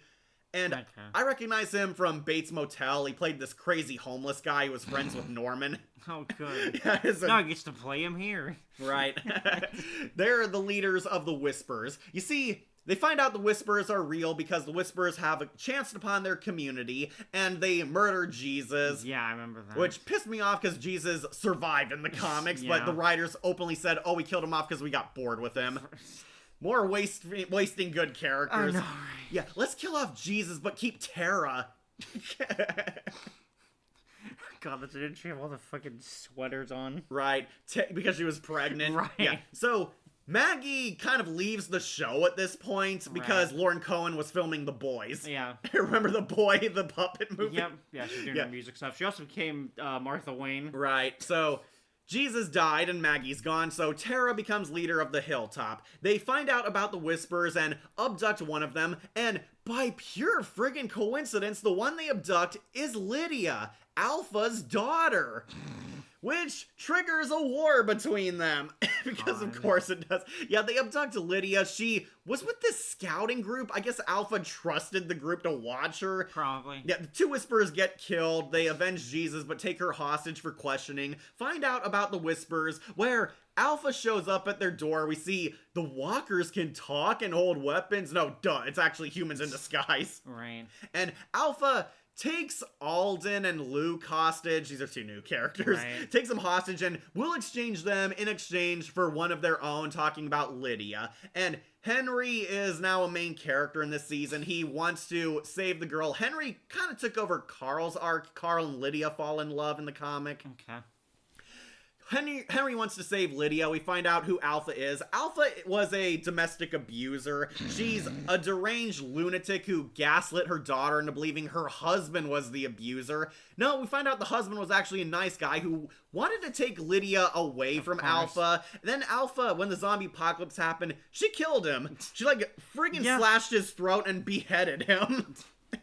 She killed the husband, first chance society fell, and somehow integrated herself with the zombies. She decided that they should accept the zombies and becomes a cult leader. The Whispers are just a cult, and a much more creepier one.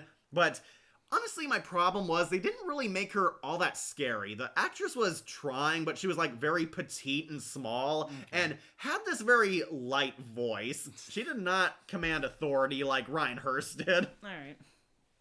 Jesus' death was sad. I agree. Alpha and Beta, best pair of villains for season 9, I believe. I thought she was alright, honestly. I like Beta a lot more. Beta was pretty fun.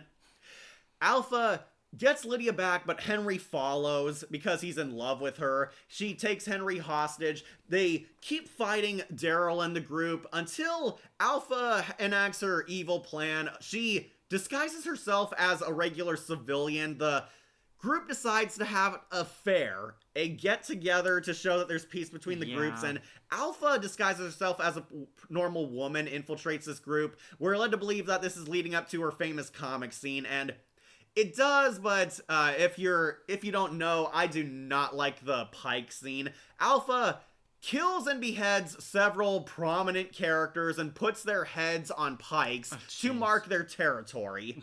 She kind of gets revenge on them for killing some of her Whisperers and telling them, this is our border. You cross it and you die. And she kills 8 important characters, and they butcher this in a TV show because it's a bunch of characters we don't care about. Of course.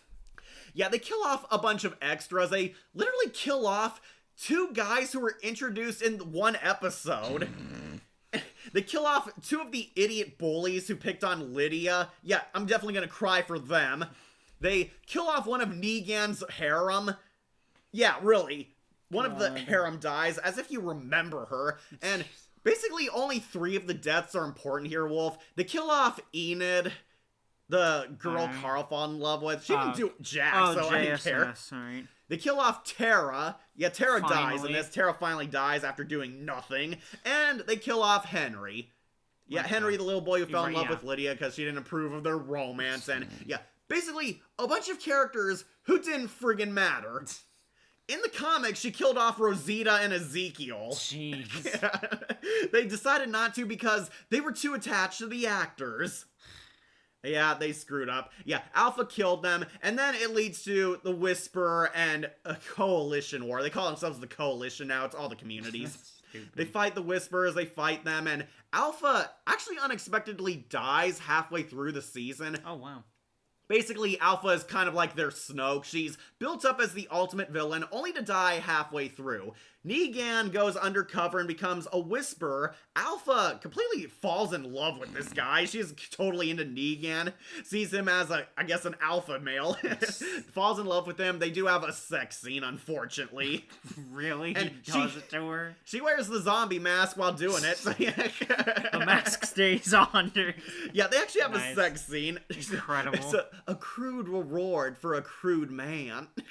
She falls in love with Negan. Then Negan pretends he captured Lydia. Alpha tries to convince Lydia to rejoin them. Lydia decides no, she doesn't like the Whispers anymore. She doesn't forgive them after killing Henry, who was her love interest. Right. And she runs away willingly this time to the Coalition. Alpha tries to hunt her down. Negan lies and says he captured her. We see he knocked out Lydia, but turns out nope, he actually saved her and lured Alpha into a trap where he beheads her. Okay. Yeah, she suffers her comeuppance, and this is like the comics. Alpha dies abruptly because Beta takes over the Whispers and becomes the true final boss. Okay. Okay, Alpha, I'm gonna put on love to hate. She's not one of my favorite villains. A lot of people really like her. I thought she was alright. That's really all I have to say. I think she was fine. I don't remember anything about the Whispers War. Yeah, this might have been when you were starting to go to university. I think so, yeah. Yeah. But you know who I do like? Beta. Yeah. Beta was awesome. Ryan Hurst was really incredible, and I thought he was the perfectly casted villain in this series. Oh, nice. Ryan Hurst, if you don't know, he's really tall, really muscular, looks like a bearded hobo. I can kind of get that just from the picture here. Yeah, that's actually his real beard. He cut the mouth off the zombie mask. He looks like a Michael Myers serial killer. Yeah. Beta is the ultimate alpha simp. He was a mental patient the Whispers found in an asylum, and basically they release him, and Alpha trains him, like basically forces him to bend the knee to her. He respects her, idolizes Alpha as like his ultimate girl, and unfortunately gets into this dumbass love triangle with Negan over Alpha. Yeah, it's kind of played for laughs. It's honestly a bit funny because of Jeffrey Dean Morgan, but Beta is no nonsense, very cold, very calculating, and very savage. He is kind of meant to be the evil version of Daryl. That's what they try to do with him. He's a pro tracker, a pro killer. He is a one-man army. He like breaks into Alexandria. They give him this funny scene where he tunnels under and rises out of a graveyard. Yeah, get it, Wolf? Incredible. Hang on, just need to grab my charger. Okay. Sounds like he's a bit of a mountain man. Yeah, he's a mighty glacier, basically. Okay. I thought he was, honestly, really kick-ass as a villain. He was also savage. Daryl thought he killed him. He, like, kicks him down an elevator shaft, but he survived. He's, like, walking it off, basically. We see he does have a little limp in the beginning of the next season, but he eventually overcomes it. Unfortunately, Alpha dies, and Alpha was kind of his handler. She kept him sane, and he pretty much loses it. Yeah. He is the kind of villain who kills minions for failing him, saying that, no, like one of them says, you're the new Alpha. No, there will never be a new Alpha, and he like kills him in complete blind rage. Alpha is the only one, and he keeps Alpha's severed head and talks to it. Yeah, that makes sense.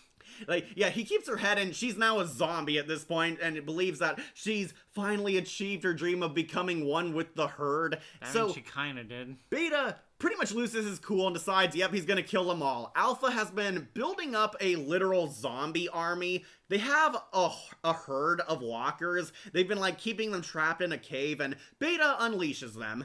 They swarm Alexandria, they swarm the hilltop. He finds out they're like hiding in this weird tower, and it turns into like a tower defense kind of battle. Alright. Yeah, this building we've never seen before, it's like their secret base. They fight them, and ultimately leads to the final fight.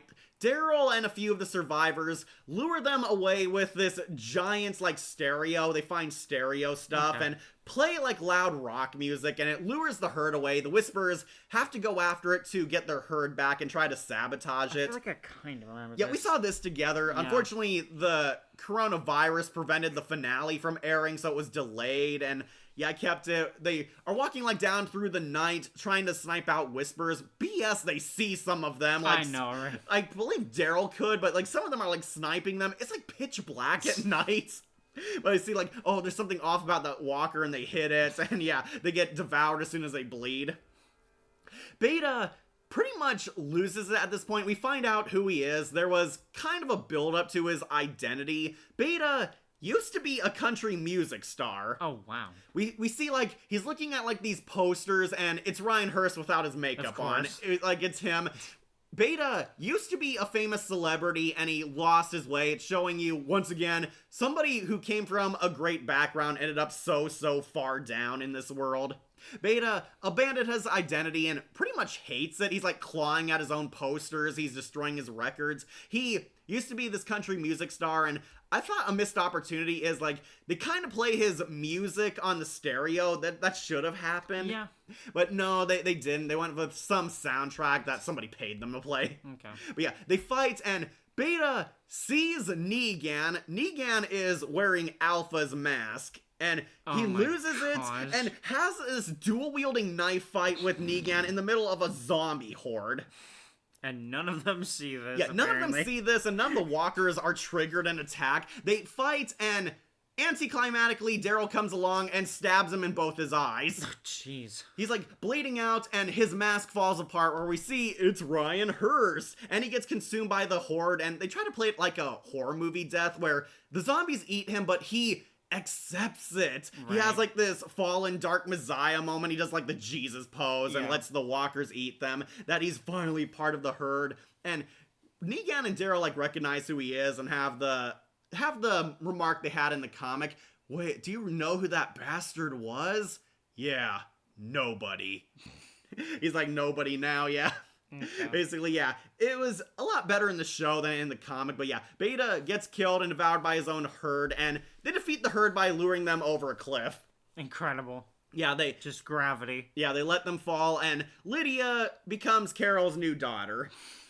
Yeah, I thought Beta was honestly pretty awesome. I might put him onto S tier, honestly. Alright. Sorry, Wolf, but he's gonna bump off. No, that's fine. Again, I'll put him under Merle, though. Merle was awesome. Yeah.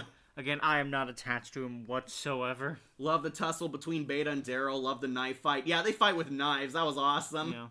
I think you did end up telling me a bit about him through text when I was at uni. Yeah, I know you really liked him. I really like this villain. I thought he was much better than Alpha. Yeah. One, he was scarier because he was like 8 feet tall. Yeah. Two, Ryan Hurst is a phenomenal villain actor. Love the tussle between Beta and Daryl. Which characters does Alpha kill in the comic? She did kill the old lady in both the show and the comic. Tammy dies. She was some woman that Maggie was friends with. She killed Olivia. Olivia died in the Savior War. Right. She killed Rosita and Ezekiel. Those are the two high-profile deaths. Right. I believe she killed Gavin's counterpart in the beheading, too. Aw. Yeah, that was sad. And she killed, like, one of the children, too. Oh, jeez, okay. So basically, he keeps her head like that monster from La from Monster Musume. Kind of, but this head can't talk. But yeah, Beta is awesome. I think he's an S-tier villain. One of the last truly great villains, because unfortunately, it's downhill from this point on. Yeah, I'll put Beta on S-tier. I thought it was fine. Okay. Alright, Wolf, now we're getting to a lot of bad villains. Alright, let's knock off one of the worst villains. Oh, not yet. We gotta knock off Dante. Who's Dante? Wolf hasn't seen him. Dante is actually an undercover whisperer. Okay. So, Alpha apparently kept tabs on Alexandria by having one of her whisperers go undercover. Dante becomes a second medic. Dante is best friends with Sadiq. They're the new doctors in Alexandria because if you're the doctor, you're always gonna die. Yeah. Dante becomes a second medic and he seems like this really cool, nice guy. Turns out he's a mole for the Whisperers. Alpha actually violated their deal to never trespass on others' land, but had this mole guy go into Alexandria to watch them the entire time. Dante actually became friends with Sadiq up until Sadiq starts getting over his PTSD from the Whisperers, and Dante says a line that one of the Whisperers said to him. It's like, he tells him, don't look away. He says, don't look away. He remembers, like, this guy, like, Sadiq saw the characters get beheaded. He was taken hostage, and he was spared as a messenger. Good God. And stupidly, they send the one guy who interacted with this guy to watch him. Incredible. Yeah, of course, he finds out Dante, OMG, is a whisperer, and Dante kills Sadiq. Unfortunately, it was to keep his cover, but it gets blown instantly when Rosita walks in on them. And Dante and Rosita have this fist fight. They do have kind of this tension here because Sadiq becomes a walker in like 2 seconds and is going to like eat their baby because Sadiq was tending to his child. And Rosita and Dante have this harsh fight. They beat him up, arrest him, and interrogate him, finding out that, yeah, this war was all from the Whisperers. Yeah, it wasn't because of their mistakes challenging them. No, it was because Alpha was an evil bitch all along. They lock him up. He tells them that, oh, Alpha will win the war. She knows everything because I told her. And they give him kind of another karmic death where he's in prison and Gabriel is the one who kills him. Gabriel comes in, gives him his food, then shanks him with a knife because Gabriel loves Sadiq like a brother, and Dante gets stabbed to death in prison, and I guess Gabriel kind of makes an example of him to the Whisperers. Okay. Honestly, I might put him on mediocre. It was an interesting twist because in the comics, Dante was actually a good guy, so he was like turned into a twist villain on the show. Alright, that's neat, I thought it was fine. It was the Whisperers all along. Yep, it was. Okay, sorry guys, we got some negative villains. Let's talk about the Reapers, starting with Pope. Pope is F tier. I remember watching his death. Yeah, so... And the Talking Dead after. They tried to fake us out. We meet the Commonwealth in the final season, so of course they decide to have this long filler arc with these pointless side villains. Yep. Yeah, we meet Pope, who's the leader of a militia, and is a lunatic with a god complex. He believes he was sent here to do God's work and clear the zombies of the apocalypse, and really he's this deranged nut who also kills his own men and basically murders anyone who opposes him. He ran afoul of Maggie, and we never find out what he did to them. This guy is basically last-minute filler villain, another lunatic, another governor wannabe. He's insane, quoting the Bible and showing you that, oh, he's a hypocrite. He actually takes Daryl in, recruits him for the Reapers, but Daryl's their mole undercover, copying the Whisper tactics, and basically he dies, so Daryl's girlfriend is the real twist villain. Yep, and she kills him so he can't become a walker, even though the actor really wanted to be one. Right. I hate Leia. Leia is also going on to F tier. This is Daryl's girlfriend. Late in the series, they decide, let's give Daryl a love interest. They have a whole dumb, pointless filler episode where they fall in love and she gives Daryl her dog. That's right. And then she ends up doing a one-night stand with him and dumping his ass. Yeah, she leaves, does the walk of shame. And it turns out she's the right-hand woman in the Reapers. What are the friggin' odds? She mentions that she had people and she's afraid to go back to them. Ultimately does go back to them. And she and Daryl hook up, become Reapers, and Daryl tries to convince her to become good. She starts seeing that Pope is a psychopath, but she kills him, and then she takes over. And they decide that they're going to use a missile strike launcher and a Gatling gun to mow down the hilltop. It is so outlandish and so far down. I did not like this bitch at all. The Reapers suck as villains, easily the worst villain group of the entire series. They're a bunch of psychotic mass-murdering dickheads. That's all their character is. And basically, she fights Daryl, is heartbroken that her boyfriend she dated for a week betrayed her. They have a fight. Leia miraculously survives. All the other Reapers live, and she's recruited halfway in through the Commonwealth arc to be an assassin to kill Daryl. And she fights Daryl for one episode before Maggie caps her. Incredible. Sucks. Leia sucks. Worst character ever. Going on to F tier. Speaking of which, this guy is Carver, who's a reference to Carver from the video game. No, come on. He can't do that.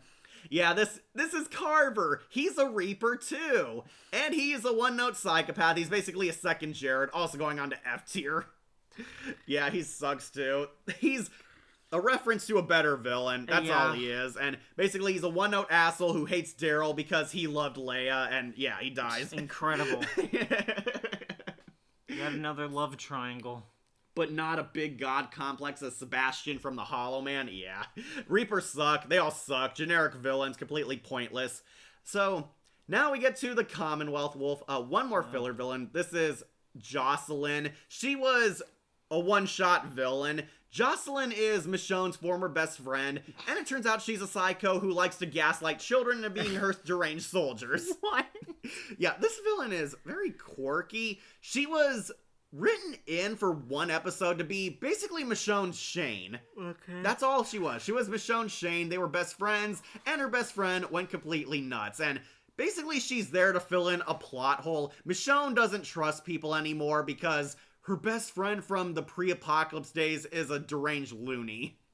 And yeah, I'm gonna put her on to Who, because she's very forgettable. Alright. Honestly, I like the idea that she brainwashed child soldiers. She brands Michonne at one point. Jeez. They have a fight, and Michonne is forced to kill her. She didn't want to, and it's why Michonne doesn't work well with others, and blah, blah, blah, filling up a lazy plot hole. Yeah. Oh, was it like a flashback episode? It was. Oh, I thought it was it happened in between the time skip, because there's like 50 time skips on the show. Know. Okay. Yeah, she's a Who. Alright, now we finally made it to the Commonwealth, and honestly, Wolf, I'll make this easy on you. All of these suck. Yeah. All these characters. This is, first we'll have to knock off the leader, Pamela Milton, an evil Hillary Clinton senator. Yep. Pamela Milton was a politician, and she's the leader of the Commonwealth, posing as a benevolent ruler, but really she's an elitist bitch. She gives all the best stuff and all the perks to the rich, her inner circle, those who can afford it, those who serve her directly, and we find out there's a poor district on the Commonwealth. Exactly how, I have no idea, and basically this stopped being a zombie show when this bitch showed up. Yeah. Pamela Milton, yeah, going on to F, she sucks. She basically is a corrupt politician, pretends she's a good girl, then shows her she's a two-faced bitch. It's like, what are you doing? You're supposed to protect me, not the poor. Yeah, total cartoon. Yeah. Total cartoon, she sucks. And basically, they don't even kill her. She's arrested and thrown in a prison cell, completely dethroned by The Walking Dead because they played the politics game better, blah, blah, blah. She sucks. Next, her stupid son, Sebastian. Sebastian is a one-note asshole character. Basically, he's this snotty rich kid who thinks he's better than everyone. He complains to Eugene when he saved him from a zombie herd coming their way. Like, you ruined our date. I saved your life. That's what the guards are for. Gah. He's basically a privileged dick and a social commentary on elitism. And yeah, he sucks. He sucked in the comic. He sucks in the show. And even his death is not all that satisfying. Incredible. Believe it or not, this guy was actually the one who lived while his mom died in the comic. They swapped the roles around. Believe it or not, Wolf, would you believe me if I told you this guy killed Rick Grimes in the comics? I did learn about that, and I think it's honestly a really interesting way to write the finale as well. Because it is a very, not ironic, but it is a very sad death. Senseless tragedy. Right, well, because it's also, once Rick finally lets his guard down because he thinks he's fine, he leaves his door open, and then that's when he comes in to kill him. I saw that video too. I did, and I actually really like that. Yeah, okay, it was done better in the comics. Course. In the show, Rick isn't even around, so he has less of a purpose. Sebastian is basically a nobody who thinks he's above everything, and he tries to, quote-unquote, save his image. He gives, like, this speech about coming together, and then they have a literal political conspiracy arc in the Commonwealth. Like, Eugene and his love interest expose him. They play, like, his secret recordings. He says, oh, I don't care about those poor plebes. We are the rich. We deserve everything, and they eat shit and smile. And, yeah, they expose him. He tries to kill this girl in front of a bunch of people, mind you. Walkers attack, and ironically, he dies the way he was introduced, with a zombie on top of him, and nobody saves him because fuck him. Yeah. Yeah, he gets killed by one zombie. One zombie. He couldn't handle one. He dies pathetic, bleeding out, and basically his death motivates Pamela to become a villain full-time. Okay. Yeah, he sucks. Worst character ever, going on rock bottom. Next, we'll bump off Lance Hornsby. He's Pamela's right-hand man. He's Two-Face. Okay. Yeah, that's all he is. He's Two-Face. He tries to be the Starscream, but he's so pathetic. He plays the game of politics, and basically he's outsmarted by Carol. Okay. That's it. He was duped by the poor woman. Yeah, also going on, I liked him more than Pamela. That's all I'll say about him. My brain is telling me like that he wasn't that bad or something, or there was like some moment that I liked, but I just cannot recall it. He was the one really doing the dirty work for everyone. He got his hands dirty. He had his coin like Two-Face. He got shot in the face by one of the survivors. You see the stitch marks here, and basically it was supposed to make him like Two-Face. He was supposed to be Harvey Dent. Yeah. And basically he gets outsmarted. Like Pamela forces him to bend the knee. He helps Daryl and Carol betray and take down the Commonwealth. Then he has like the most pathetic death scene next to Sebastian. He is basically exiled. They tell him, go away, don't come back, this is your reward, we're showing you mercy. And he's like, but where am I supposed to go? We don't care. And he stupidly decides to attack them, and Carol ends up killing him. Yep. They leave him to turn, and he comes back as a zombie in the finale. Incredible. That's his fate. Yeah. Wasted another good character, honestly. Yeah. He should have been the true leader of the Commonwealth, but no, he's Pamela's bitch. Okay. And last, this is the warden of the Commonwealth prison. He's basically a foil to Negan.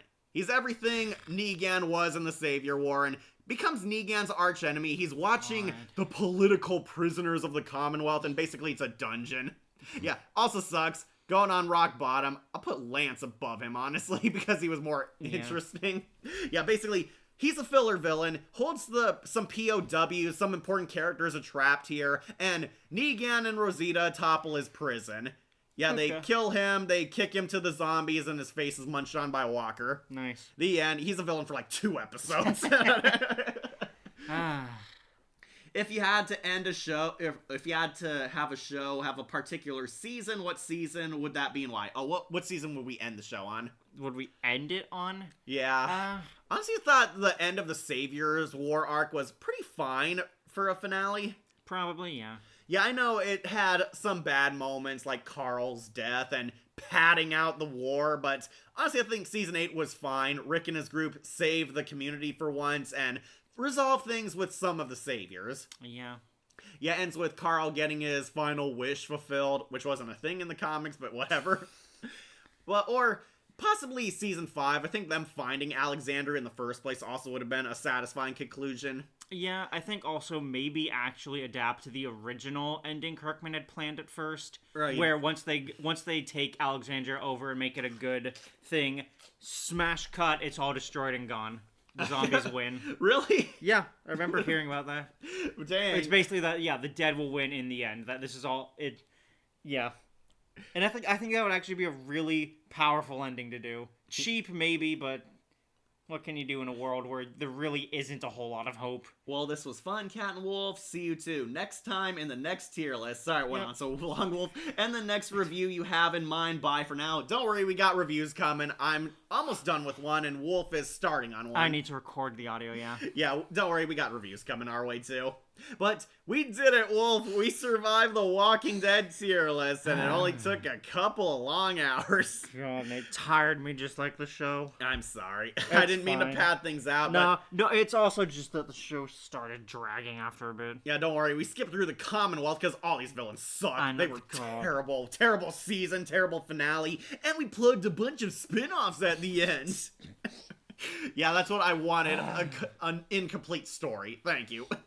Don't worry, I won't go over all of them because we did Good. that throughout the tier list. Yeah. I will talk about I'm Negan at least. All right. Who's up top? Who are the greatest villains? Simon. Sorry, Wolf, I do love him. I know. Trevor Phillips in The Walking Dead. I know. The Walkers, yeah, no duh. Lizzie, underrated kid villain, really liked her. Gavin, underrated savior, he deserved better. I love him so much. Yeah, Wolf's favorite savior. Shane, also pretty good villain. I liked his slow descent into madness. Pretty great, and he's still in the strongest seasons of the show. Yep. Beta, awesome villain. Love Ryan Hurst. He is a badass. He is a great boss fight. Really enjoyed him and his final end.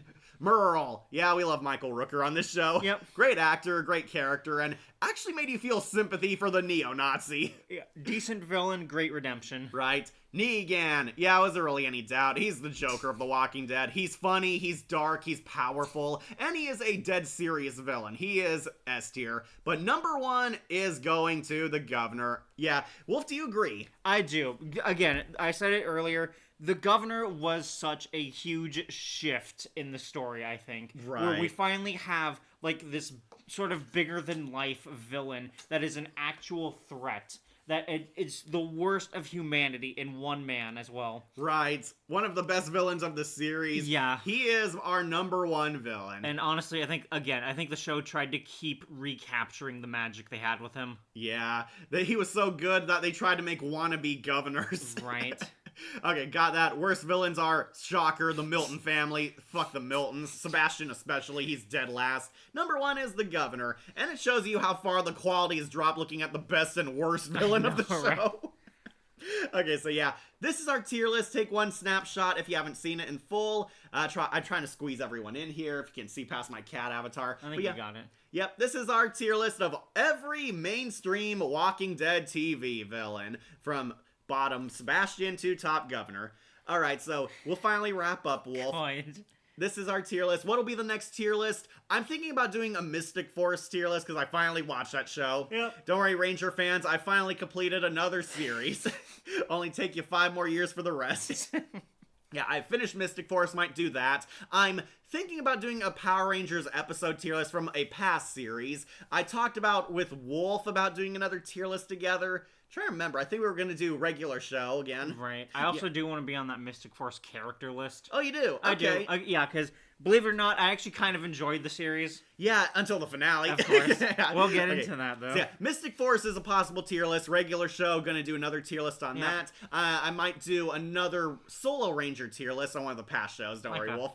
And yeah, those are the next tier lists. Videos, I am working on one. It is a insanely weird crossover episode. I think Wolf knows what I'm talking about. Oh, okay. Wolf, you want to give up anything? Hints at stuff? Yeah, I'm going back to the Goosebumps well. Yeah, I hear that. Got goosebumps on Yeah, the way. there's only a couple episodes left thanks to Kat's list he's been keeping for me.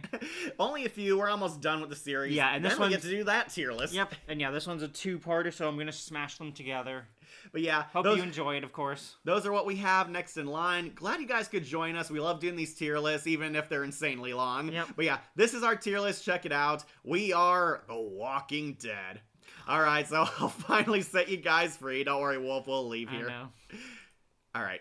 So let's leave. Thank you guys for joining us. Glad you had fun, and we'll see you till next time. Remember to like, comment, share, and subscribe, or just tune in for more videos posted here on Wolf Entertainment. I'm your host, Catastrophe. And I'm Wolf. And we'll see you all later. Bye-bye. Tainted meat. God. I also want to